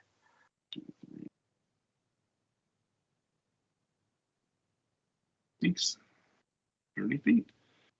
He's going to come over here, or she, Samantha. Early Samantha's going to come over here, pushing her way through and try and help Benjamin toss that joker in. All right, it's going to be another strength check.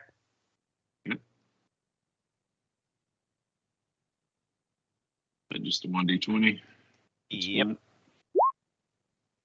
Ooh. Boom, bitch. Fuck you, cultist. Caber tosses him in there.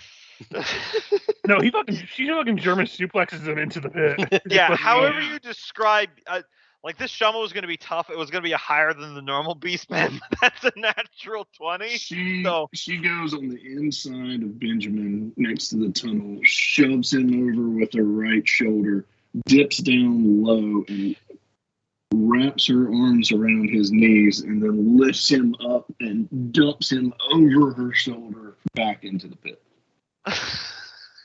Like football tackle suplex, but doesn't go with him. And Item does a hand clap. And then can he that is dead. attack from above? I mean, I don't know. You know, if Samantha isn't a warrior, if she lives through this, I don't know what other class she could possibly be after moves like Well, that. Yeah, well, flashback. She's the one who went in, raged after the champion killed like 3 people and screamed and ran up and chopped the champion down with her axe, like total barbarian style. So, yeah, she's absolutely going to be, and she's an armorer. Well, stereotypes. All right. Item,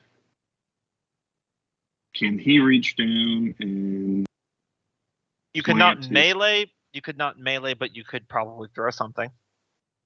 He's not going to throw something because he has a rope. He's going to hold the rope on both ends, if you will let me. And he's going to, like he was going to jump rope, and he's going to fling it down and then flip his hands so that it wraps around the guy's neck below him, and he's going to pull it up. Okay, you know what? That's actually good. There is a weapon in the book called garrote wire, so we'll call this a garrote wire attack. Give me a attack roll.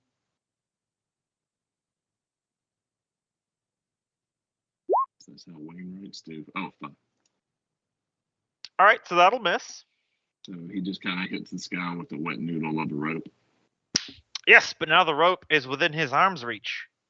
Mm-hmm. Richard Screw.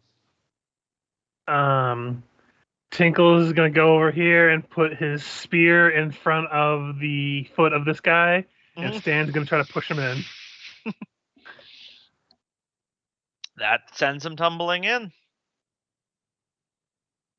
And then Tyke, what is his movement he has? I'm only letting it that easy because this is still technically like a surprise round. Tyke's just gonna go over here and swing at this weird monkey creature. Yeah. Oh no, Tyke, you're putting him in the danger zone.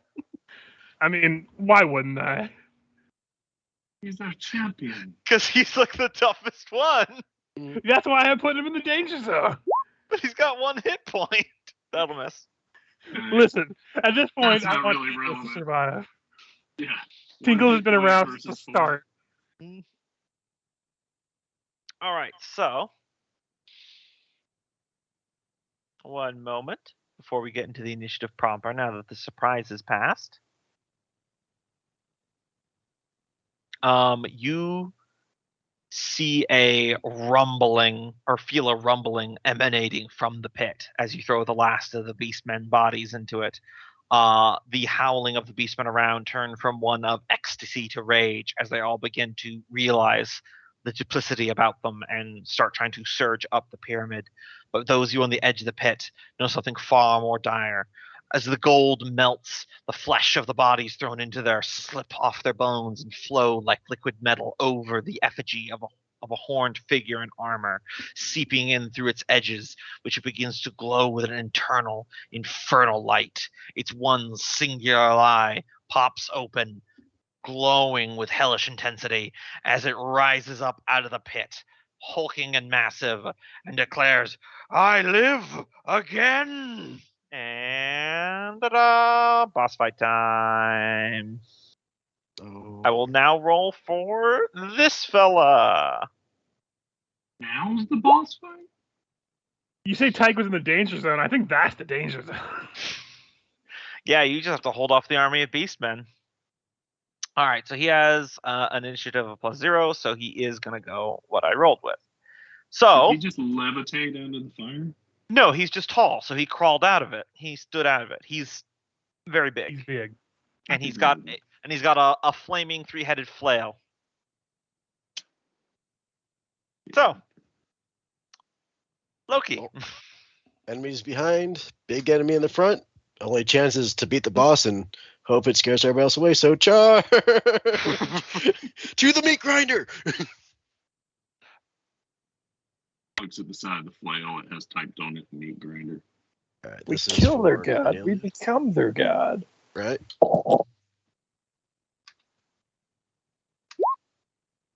That'll miss. And last one for Divinius. Hey, Hey, that's a Natural natural 20. 20. Okay. swings that with his hand axe. Roll a d4 because that's what level 0 characters use while I flip to the table. 3. All right. Stunning crack to the forehead. Inflict 1d3 additional points of damage with a strike. The foe falls to the bottom of the initiative order next round. I bought his time. And let's see how much damage I do. Hey, 8 damage. Oof. I am.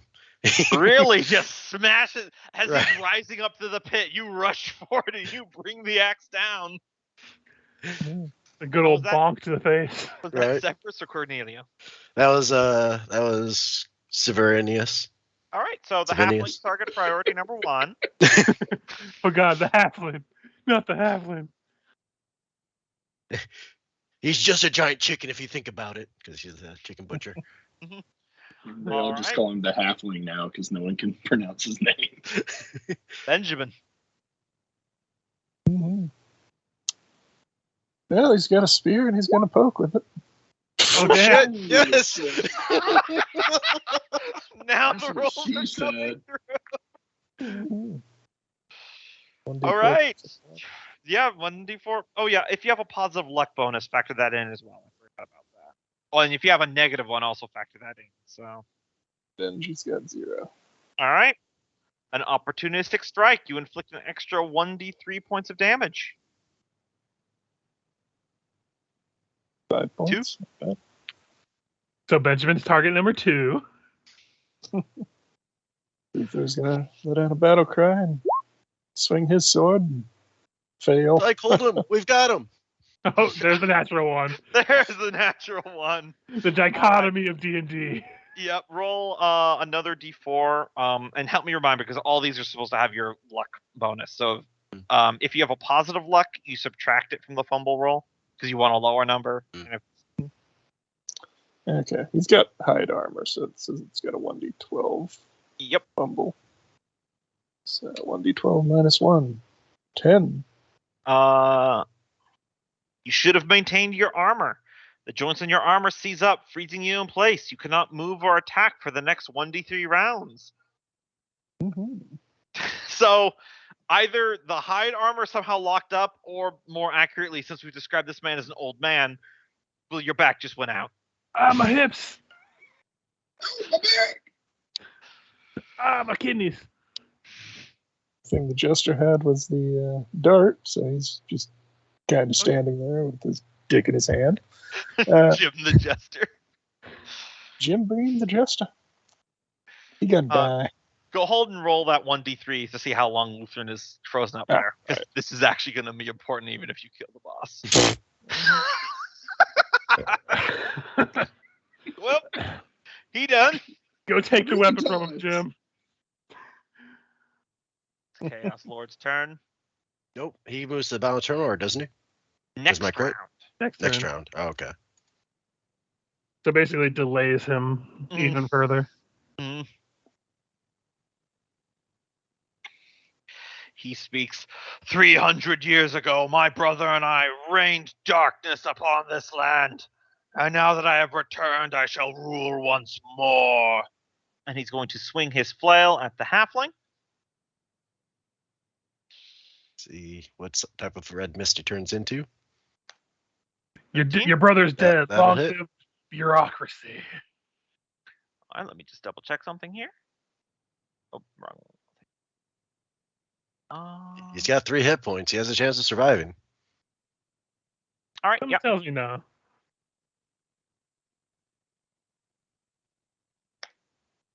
Nope. The burning heads of the flail just rend you in twain. Be dead, but he only has the one attack. Goodbye, 7 of 6. It is now the Beastmen's turn. So these ones are going to move up to attack Tyke. Yep. Oh, hold on, before I do them, let me check how far they can move. I think this one can't get into range. No, he cannot. Because there's no like double move or anything like that. So they're just running up to you.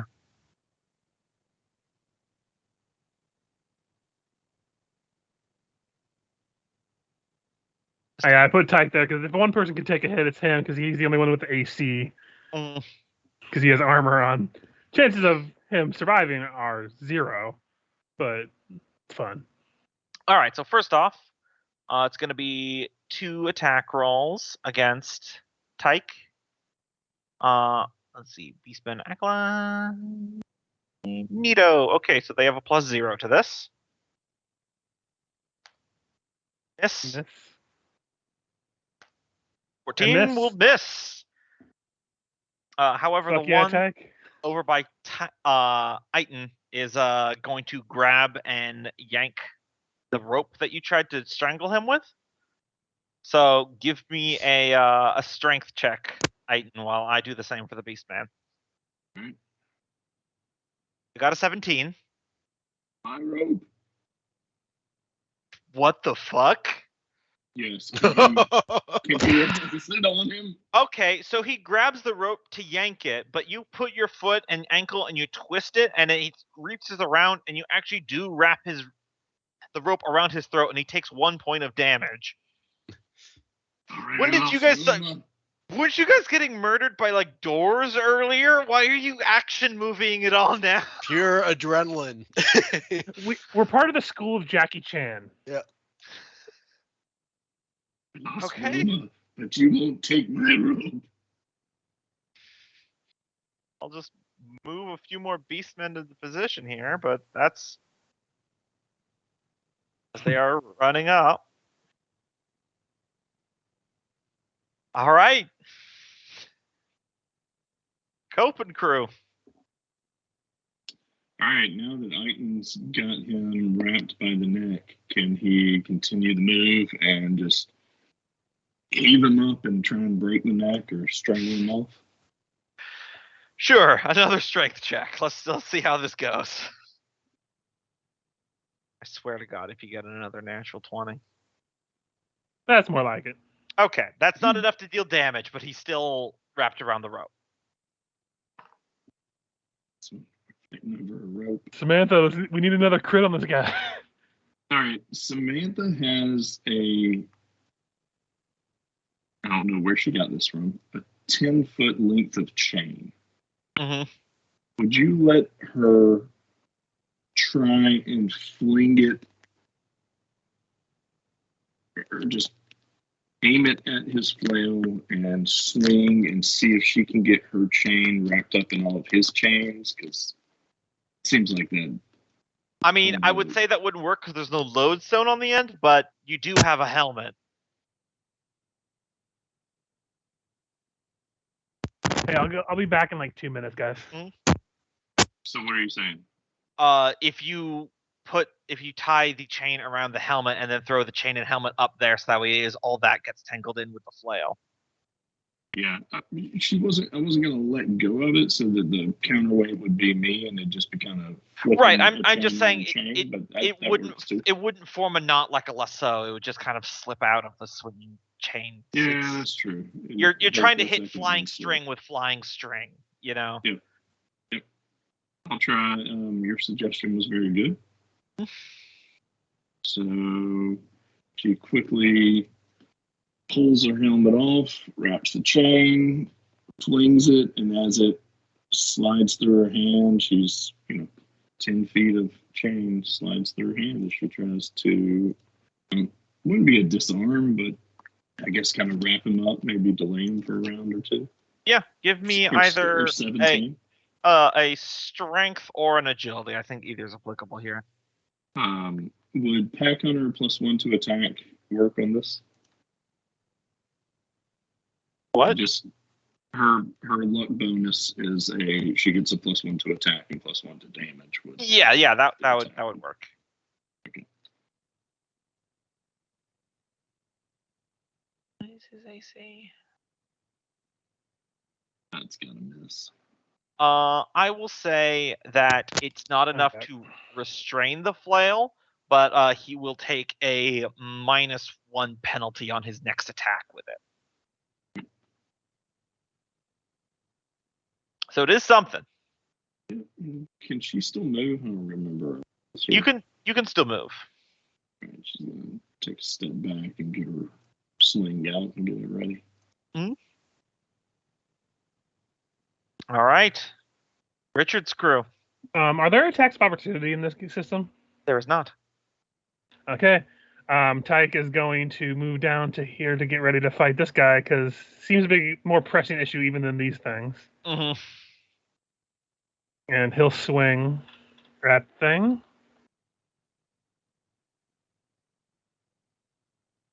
$18. That'll hit. Okay, Tyke Myson. This is 1d10 plus 2 damage.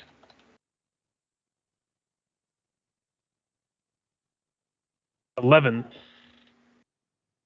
And he's wielding that axe that probably looks like his brother's axe, apparently. It is his brother's axe. Okay. So Samantha swings the helmet chain. as he's reeling back his flail, and it gets coddled up, which draws his attention, and you come running up, wielding the battle axe. So how do you kill it? Yes. You guys just dominated the boss fight really, really hard.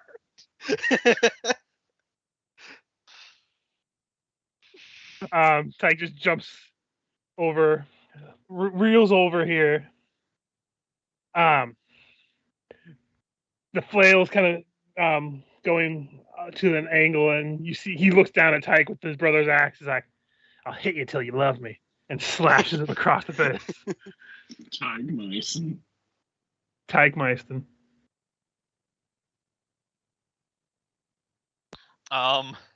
You drive the axe in. Infernal light shoots out for their armor, and you hear the voice go, "No, it's too soon, no!" And he collapses into the pit, leaving the steaming armor and the flail still having embers emerging from it, surrounded by the pile of gold. As the beastmen around begin to scream at the death of their god, or leader, more accurately. High-pitched voice. "Oh yeah, who wants some?" As Tyke is a very big man with a very tiny voice. What's the rest of your characters doing? Tinkles is going to here. Can you just throw? He has some fine dirt. Can you just pocket sand this guy and try to blind him? Sure. You'll hit him no matter what. Give me a flat D20 to see if it actually manages to blind him. Pocket sand, shasha. Yeah, that blinds him. Don't fuck with us. Army of beasts. Stan's gonna go to here and point at the Beastman, and if you surrender now, the fines will be minimal.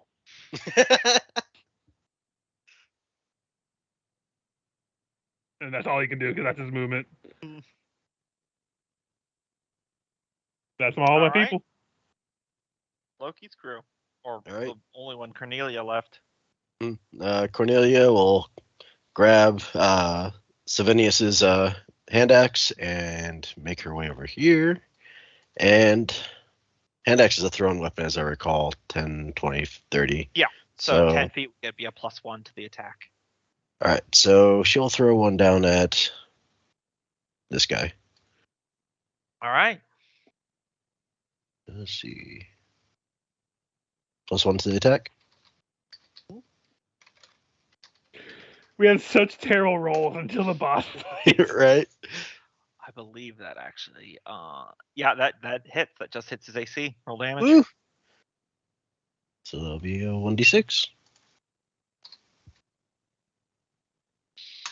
Yep. 1 damage. You nick him. All right. Scoreboard. Yeah. And then turn with her club and just. Actually, if I. That guy's down below you. It's not like you could hit him anyway. Yeah, I was just wanting to kind of reposition here to help create a choke point and create a funnel where if they come up, we shove them in the pit with the others. Sure, absolutely. All right. Benjamin. Literally just Benjamin because Luther is locked up. It's Benjamin and Jim. Luther would be sleeping. You're surrounded by treasure as well as the armor and weapon of the Chaos Lord that just died. Oh, shit. And Spirit of Jim. Just get ready for them to come, because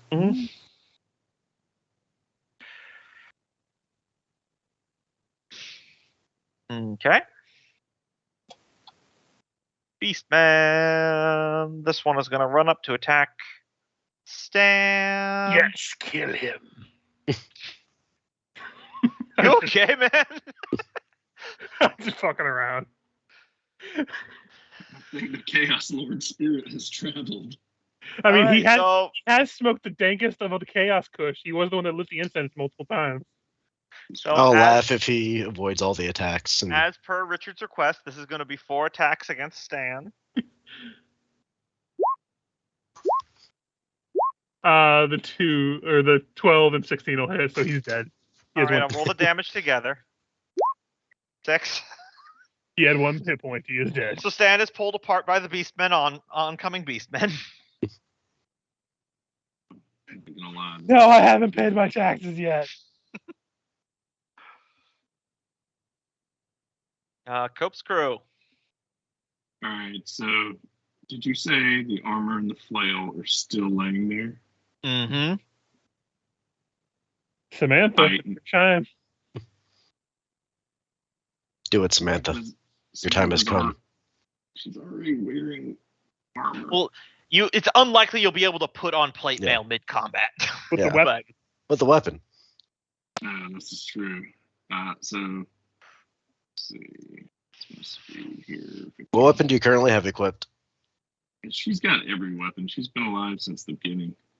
Okay. Right 'cause- now she's holding the sling, but she is going to. Could you hand off the sling to Cornelia? Yeah, as she runs this way, seeing loot, because Samantha, all about that loot, is going to, in her run, drop her sling right here, and then pick up the flail and try and bash this beast in the back of the head, because she smells blood. And she's raging like she was before when she did the same thing to the champion. Sure. So before you do that attack roll, let me give you the handout for the Spiked Flail of Chaos. Samantha.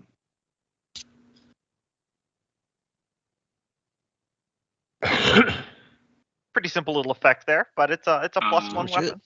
As soon as she grabs it Hmm. in this rage, not knowing that it can do this, it feeds off her rage and immediately wreathes itself in flame. Yep. So I can pretty much guarantee if you hit this guy, he's just gonna die. And so she's now got a +2 to attack. 1 from luck and 1 from this weapon. Yeah, that'll hit. Let me roll it. 6 +2 to damage as well, but +1 from the weapon. 36 fire damage.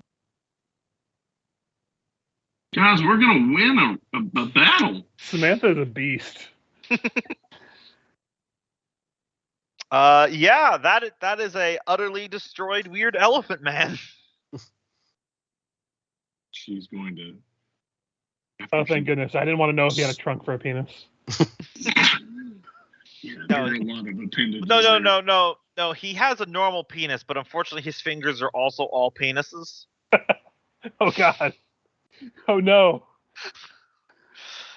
I have no idea why that weird nightmare fuel's been floating around Oh, inside my God. brain for 10 Edward years. Penis Hands.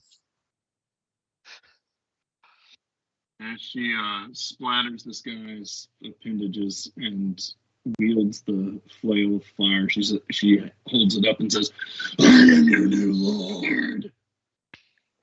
At the end of your turn here. Oh yes, what's Iton doing? Still trying to strangle this one guy? Yeah, tug of war. Alright. Roll it. I'm making his AC 10 to see if this works. Alright, so you Yes. inflict another 1 point of damage as you're slowly strangling this man. This is realistically how trying to strangle someone from above would work. It is the garrote wire listed in the book says 1 damage, no modifier.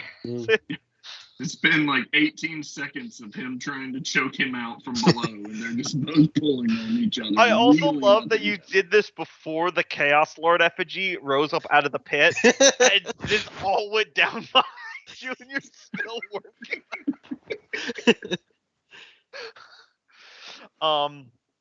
But Samantha, as you feel the power of the spiked flail of chaos surge through you, and you smite your enemy, you all hear a voice emanate up from the pit, raspy and distant. Take you all with me. Stan. or more accurately, Richard, what are you doing? Tyke's going down here to slap at the bird thing. Okay.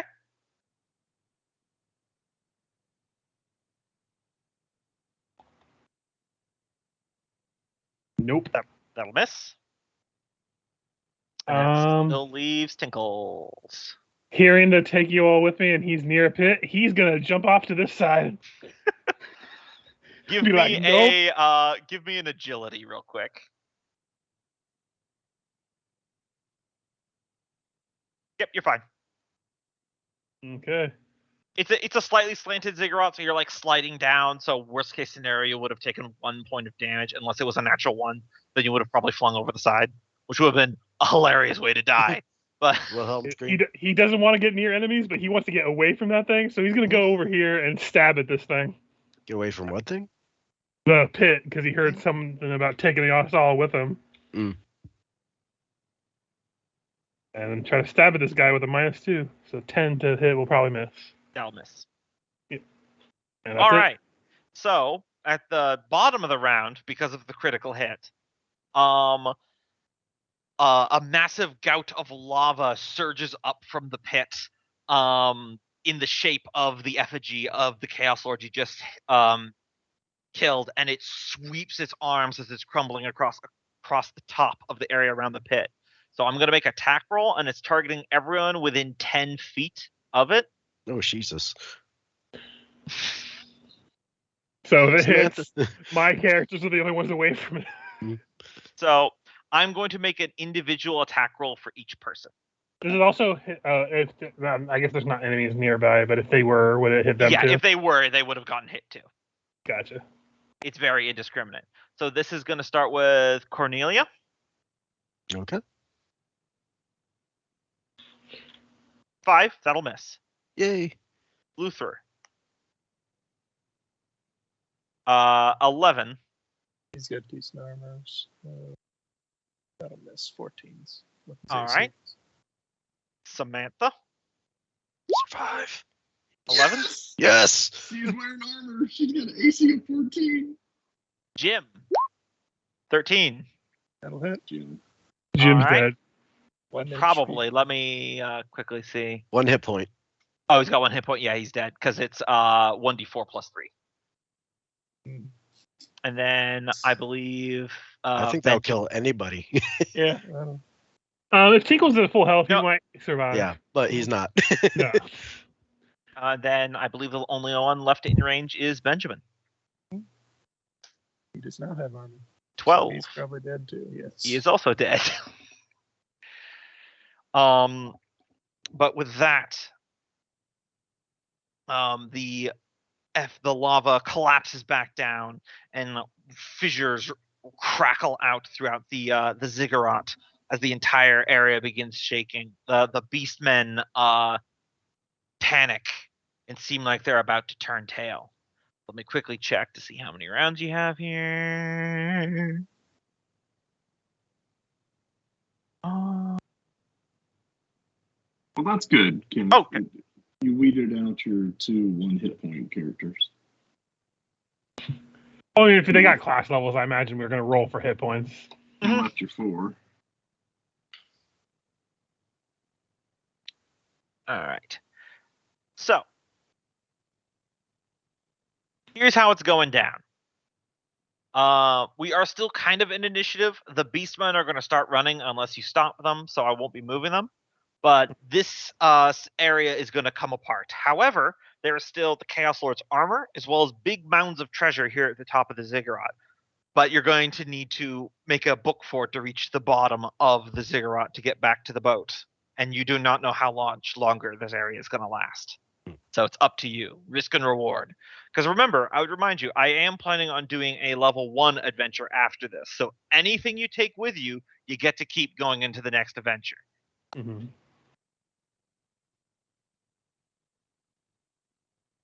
So are we acting in initiative to do this, or are we Yes, we're acting in initiative because I want to keep track of the number of actions. Gotcha. If you are up at the top of the ziggurat, you can use an action to gather up coins. So you'll get 1d20 gold pieces and 2d20 silver pieces per action. And then it's an action to grab the armor. And Samantha already has the flail. Gotcha. How many Cornelia- actions do we get? One action and one move? Yep. Okay. So Cornelia will, yeah, ahead. it's just Cornelia. yeah, Sorry, Cornelia will scoop up armful of gold or of coins and get the sling along with it. Just kind of do that double arm scoop.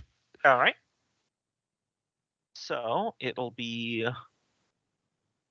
Glad you 19 remembered gold. the sling. So 19 gold and 26 silver pieces. That's a good Man. roll to me. That's loaded. And then she'll start making her way down. Okay. Is it safe to step down here, or should I? You'll need to do an agility test, DC 10. Otherwise, you might sprain your ankle and take 1 point of damage. And if you get a natural 1, you're flinging all the way off. The ground Nope, is shaking. Oh, is it 30 base speed? Yep. All For right, humans. yeah. So she'll the just. one halfling in the party was slower, but he's dead. All right, so she'll just do the safe route down. Okay. I believe that's the only one you have. So, Mm-hmm. is the guy that's frozen up the only person you have, Kenneth? Yeah. He's got 2 more rounds too. One more round. He can't move or do anything. All right, so I guess that's that. That's rough. So, Cope, do you keep strangling this beast man? Because he can't get away. The others are running, but he can't get away.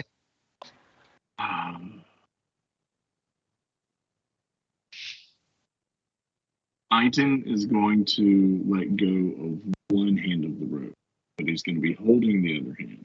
So if the beast man's pulling against it, he would be freed.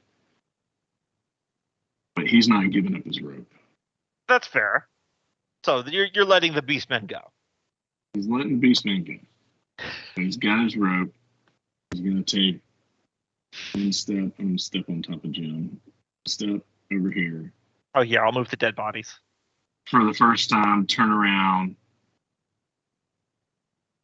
Look at the giant fire, the rumbling pyramid, the gold all over everywhere.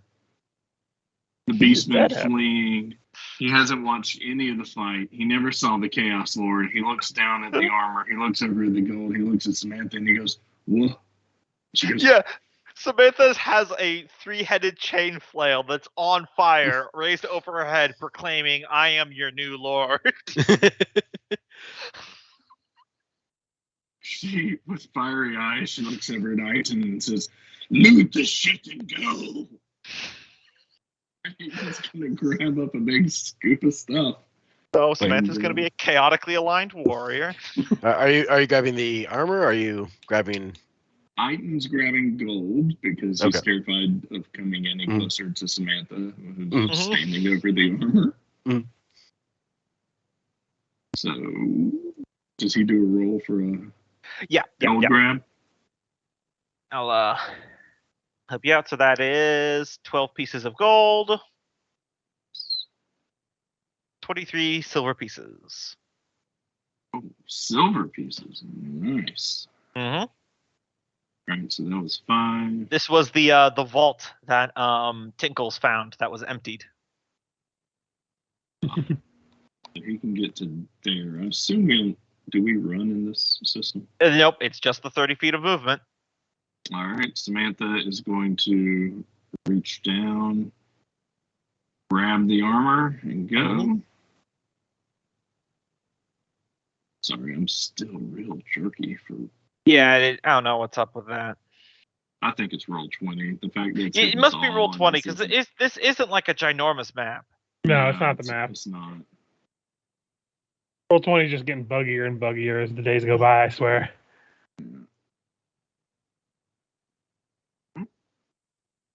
All right. I believe that means it's Tinkles and Tyke. Yeah, they'll both go grab a chunk of money and start running. All right, you'll have to actually move them up to this level to do that. So yeah, can you move after you do an action in this system? Yeah, it's not as hard, rigid on action versus movement economy as like Pathfinder because it's old school, so it's still very theater of the mind. Okay. But it's just it works on a combat grid, so that's why I did that for ease. So big swipes from Tyke. Okay. Put it this way. Hold on.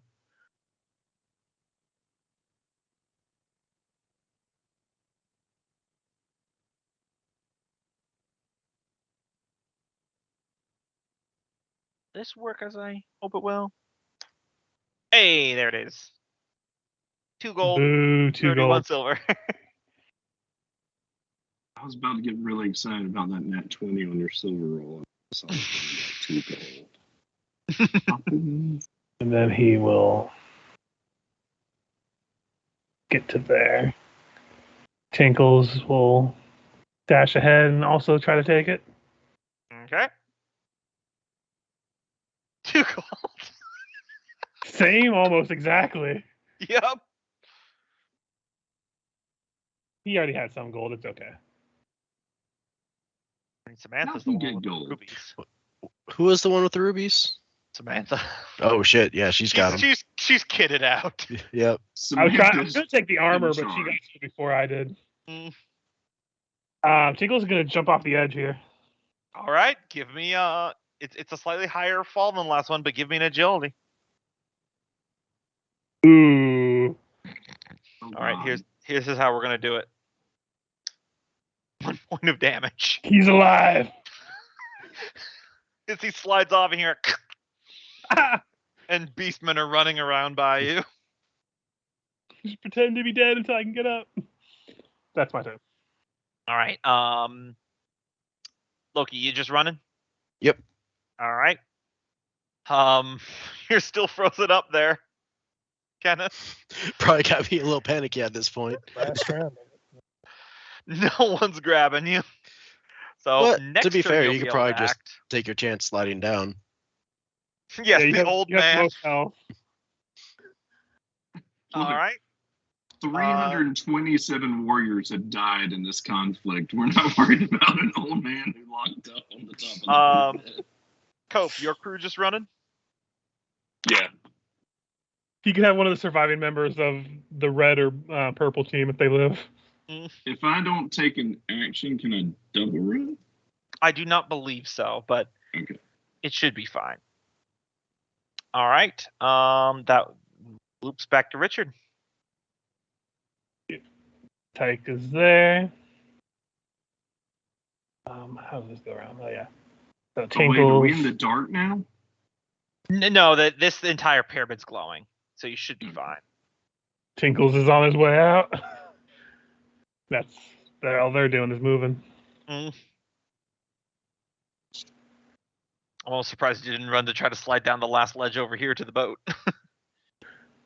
I mean, I was tempted, Mm. but he's getting pretty wounded now. All right. Oh, God, it is a lot of ledges. Loki's crew, you're still running, or Yep. just Yep, Cornelia? still going. And edging, plan on taking this corner and sliding down. So go. Okay, you finally get to act, Luther. Are you going for the run, or are you gonna grab gold? You can take gold Lot and of run gold. still. Okay, I'm gonna grab something as I run by and jump off this, or try to slide down the sledge. All right. When you just made that move, the line made it look like you were going into the pit. Like I might The as well. safest place. I shall ascend. 8 gold. I love the fact that you were doing this as you're running past, and you're still somehow collecting more gold than both of Richard's people. Look, Tyke ain't the brightest, man. I mean, he also has that nice axe, so he's made it out if he gets out of here. Yeah, I don't like the gold, but I like the bling of the Yep. silver. Somehow, despite the fact that your back went out a moment ago, you slide down the edge of that that pit without issue. Oh, that's what that 14 was. Okay. Mhm. I didn't notice that 14 roll.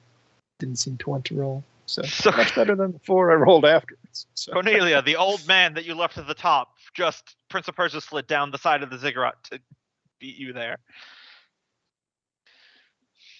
Okay, Cope's crew. All right, Iton, as he's running the flame, everyone freaking out. He's thinking in his head, I've seen this, I've seen panic in the cities, I've seen people running.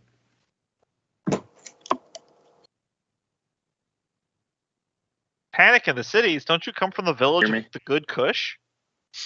Yeah. Can you hear me? Yeah, I can hear you now. All right, sorry, my mic died in mid thought. Ah. Well, sorry, he's read about it, and and he's had a lot of practice on ramps while other Mhm. people got to take stairs because he was always, as a Wainwright, pushing his wagon. Yep. Does he get any feeling for this structure and how long it's going to take for it to collapse? I love that explanation. Give me a flat intelligence check. It's not going to be the highest DC. He's smarter than the average bear. Not really. No, sorry. Listen, in my head, it was DC 8. I was being generous. I love it. I love it. I mean, you can't be somebody rolls a 2. What are you going to do? Yeah. All right. But he does have an 11 intelligence, so I liked that. So he is going to run 20 feet, and then he is going to take his chances jumping down. 25. Right. Agility check. Okay.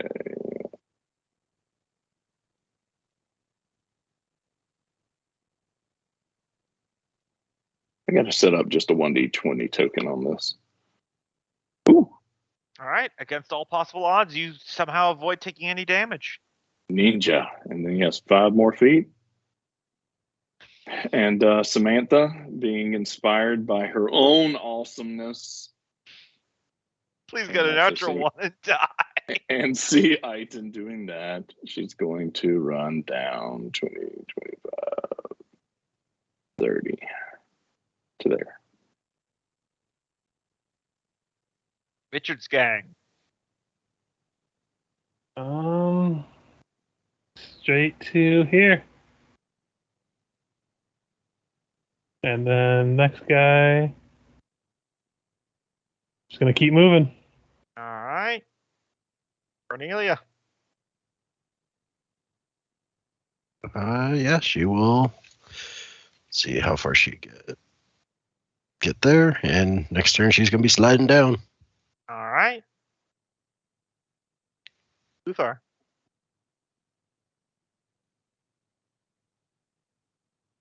Give me that agility.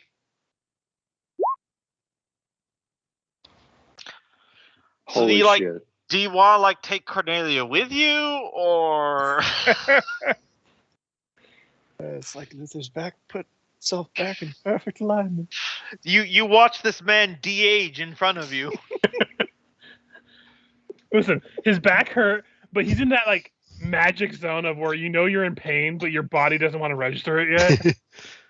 Yeah, sure. Let's grab Cornelia. What is your personality score, by the way? Oh, Luthor. 5. 5. Okay, so never mind. I'm not going to set up pre-gaming for you to be the cleric. Never mind. I'm going to. Yeah, no. Luther You're has the the most, weirdest stat alignment. he's just completely unlikable. What are his stats? I'd like to know these characters before they get squashed before my eyes. His highest is luck at 14, and personality's 5, strength is 7. So That explains it. I'm loving it.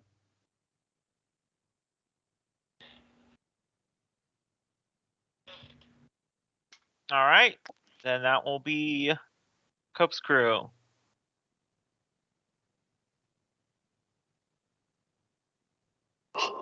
Sorry. All right, Iton's running. Samantha's gonna shout out, "Catch me!" I was just thinking of the same thing. And she is going to try and see Luther's awesomeness, and if she can jump off with Iton, Cornelia, and Luther all down there. Give me the agility. Hold on. Samantha has I 7 agility. I would and also she like. is wearing armor.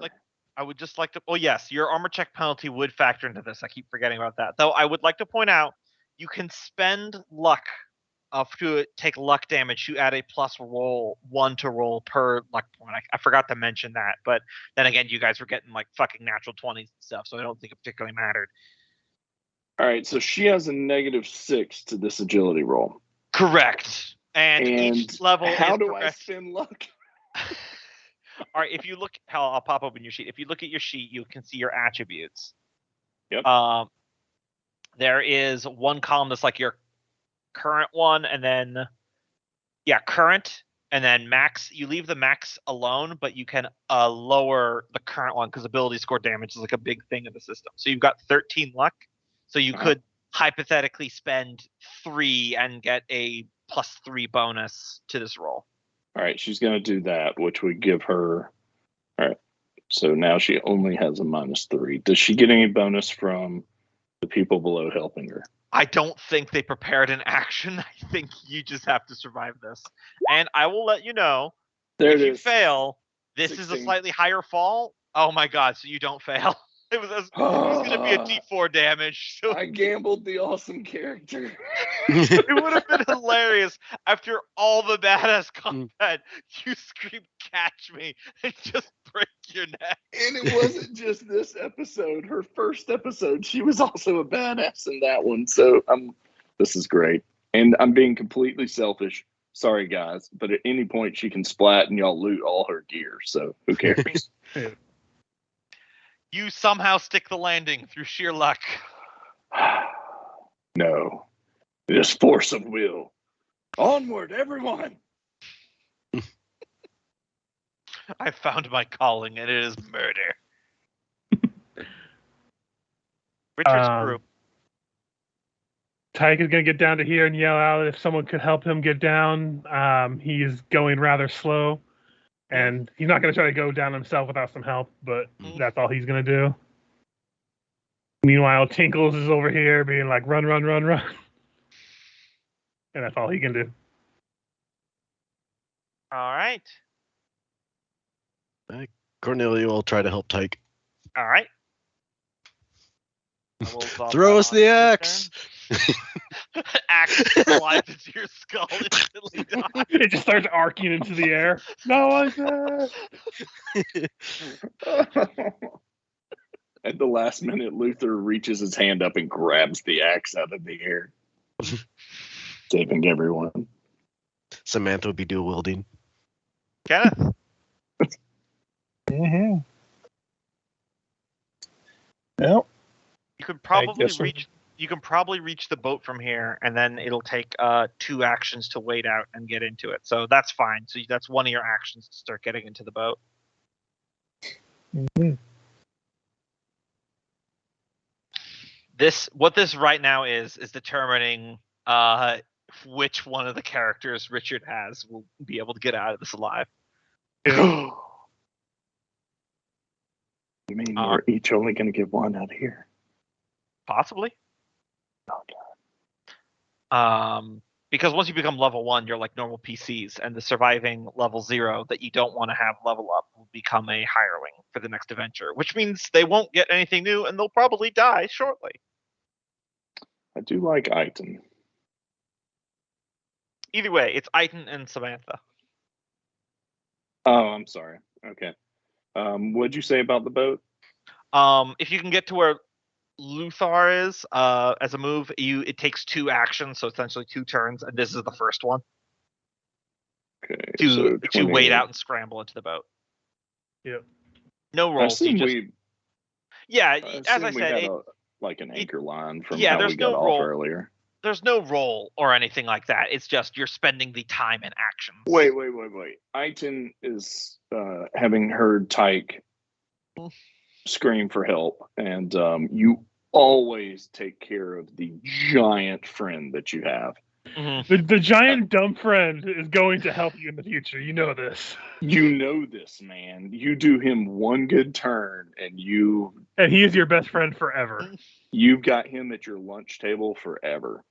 So Iton is coming over here and preparing his action to help Tyke over, as well as Cornelia. Imagine we're like forming the cheerleader Yeah. pyramid of With the Hooray! two of you, I'll say. I mean, I assume. What's your guys' strength scores? Are they negative in any way? Iton's a 12. Iton's stout. Cornelius Okay. 10. Then you're good. Then when it comes time for Tyke's turn, he doesn't have to roll. He can just drop down.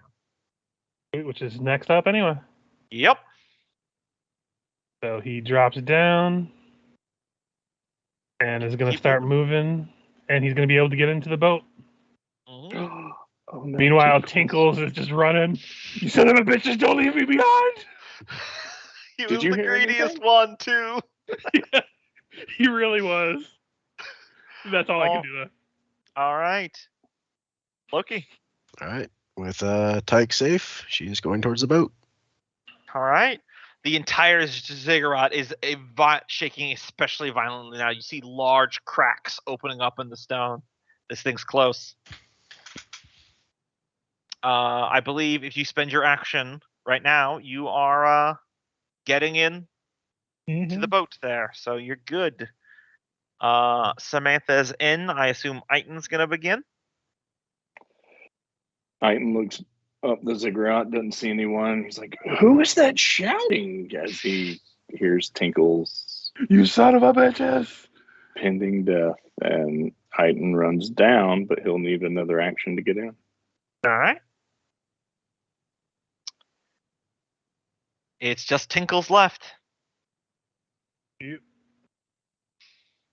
Tinkles turns the corner, sees everyone on the boat. You motherfuckers! Oh shit! It was Tinkles. Don't worry, we got the boat started. All right, so just so you guys know, I rolled. It was 5 rounds, so at the end of this round, the pyramid's gonna go up. So Tinkles is dead. Nice. No, not necessarily. So, do you guys try to do anything for Tinkles, or are the rest of you just pulling yourselves on? Should we go turn order? First up is Loki. I say we can't steer the boat. Fuck it. She already went back for one person. She's going for the boat. Yep, you're going for the boat. All right. Yep. You're safe. Luthar's already on board. All I can do is encourage him to run faster. Yep. Iton, you getting in?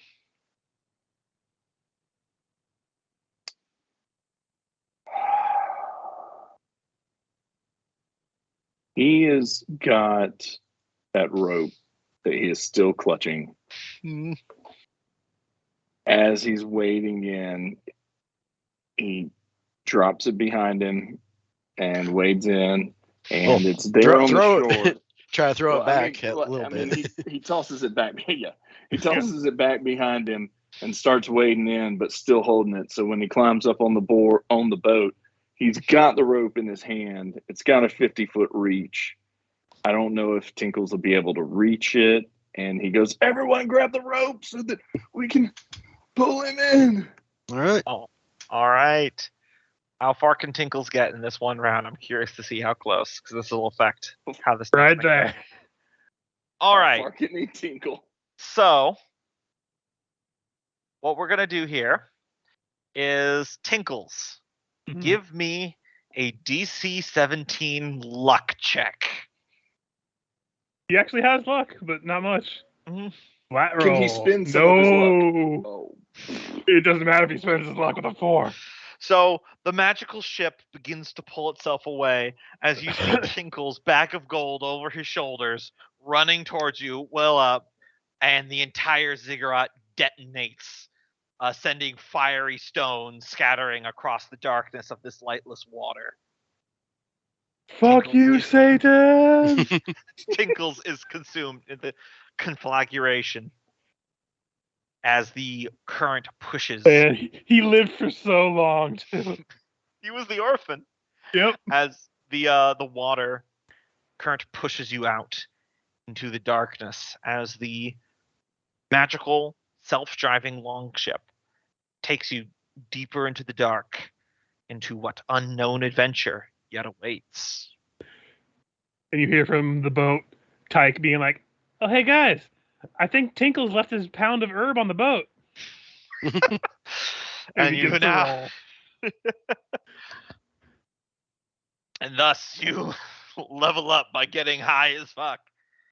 So I think the only person that has to choose now is Cope. Oh, he's choosing Samantha. He has Oh, to. I gotta Yeah, go. you've Samantha. gotta. Yeah, All right. Samantha is Samantha's second flag. She was the second character I rolled after Festivus, who was the God King who died immediately. All right. So, So I'm just, Samantha's been around for a long ass time. Benjamin is dead. Thar is alive. Dire Rector is gone. FX Artist is gone. Can I Tinkle's keep- one buff. Can I keep Aiton off to the side in case Samantha dies? He can be my next. He's GC. gonna start the next adventure as like a free hireling, is what I was gonna Okay. do. So he'll still be around. Tyke is alive. Stan Everyman. Tyke Myson. That son of a bitch tax collector's gone. Listen, there cannot be taxes in the village hidden in the smoke. Fucking smoke. Okay, so that should be that is all the characters. So that is the end of this first adventure. But if you guys are interested, we could just quickly do level 1 character Okay. leveling up if you were Yeah, interested. let's do that. Absolutely.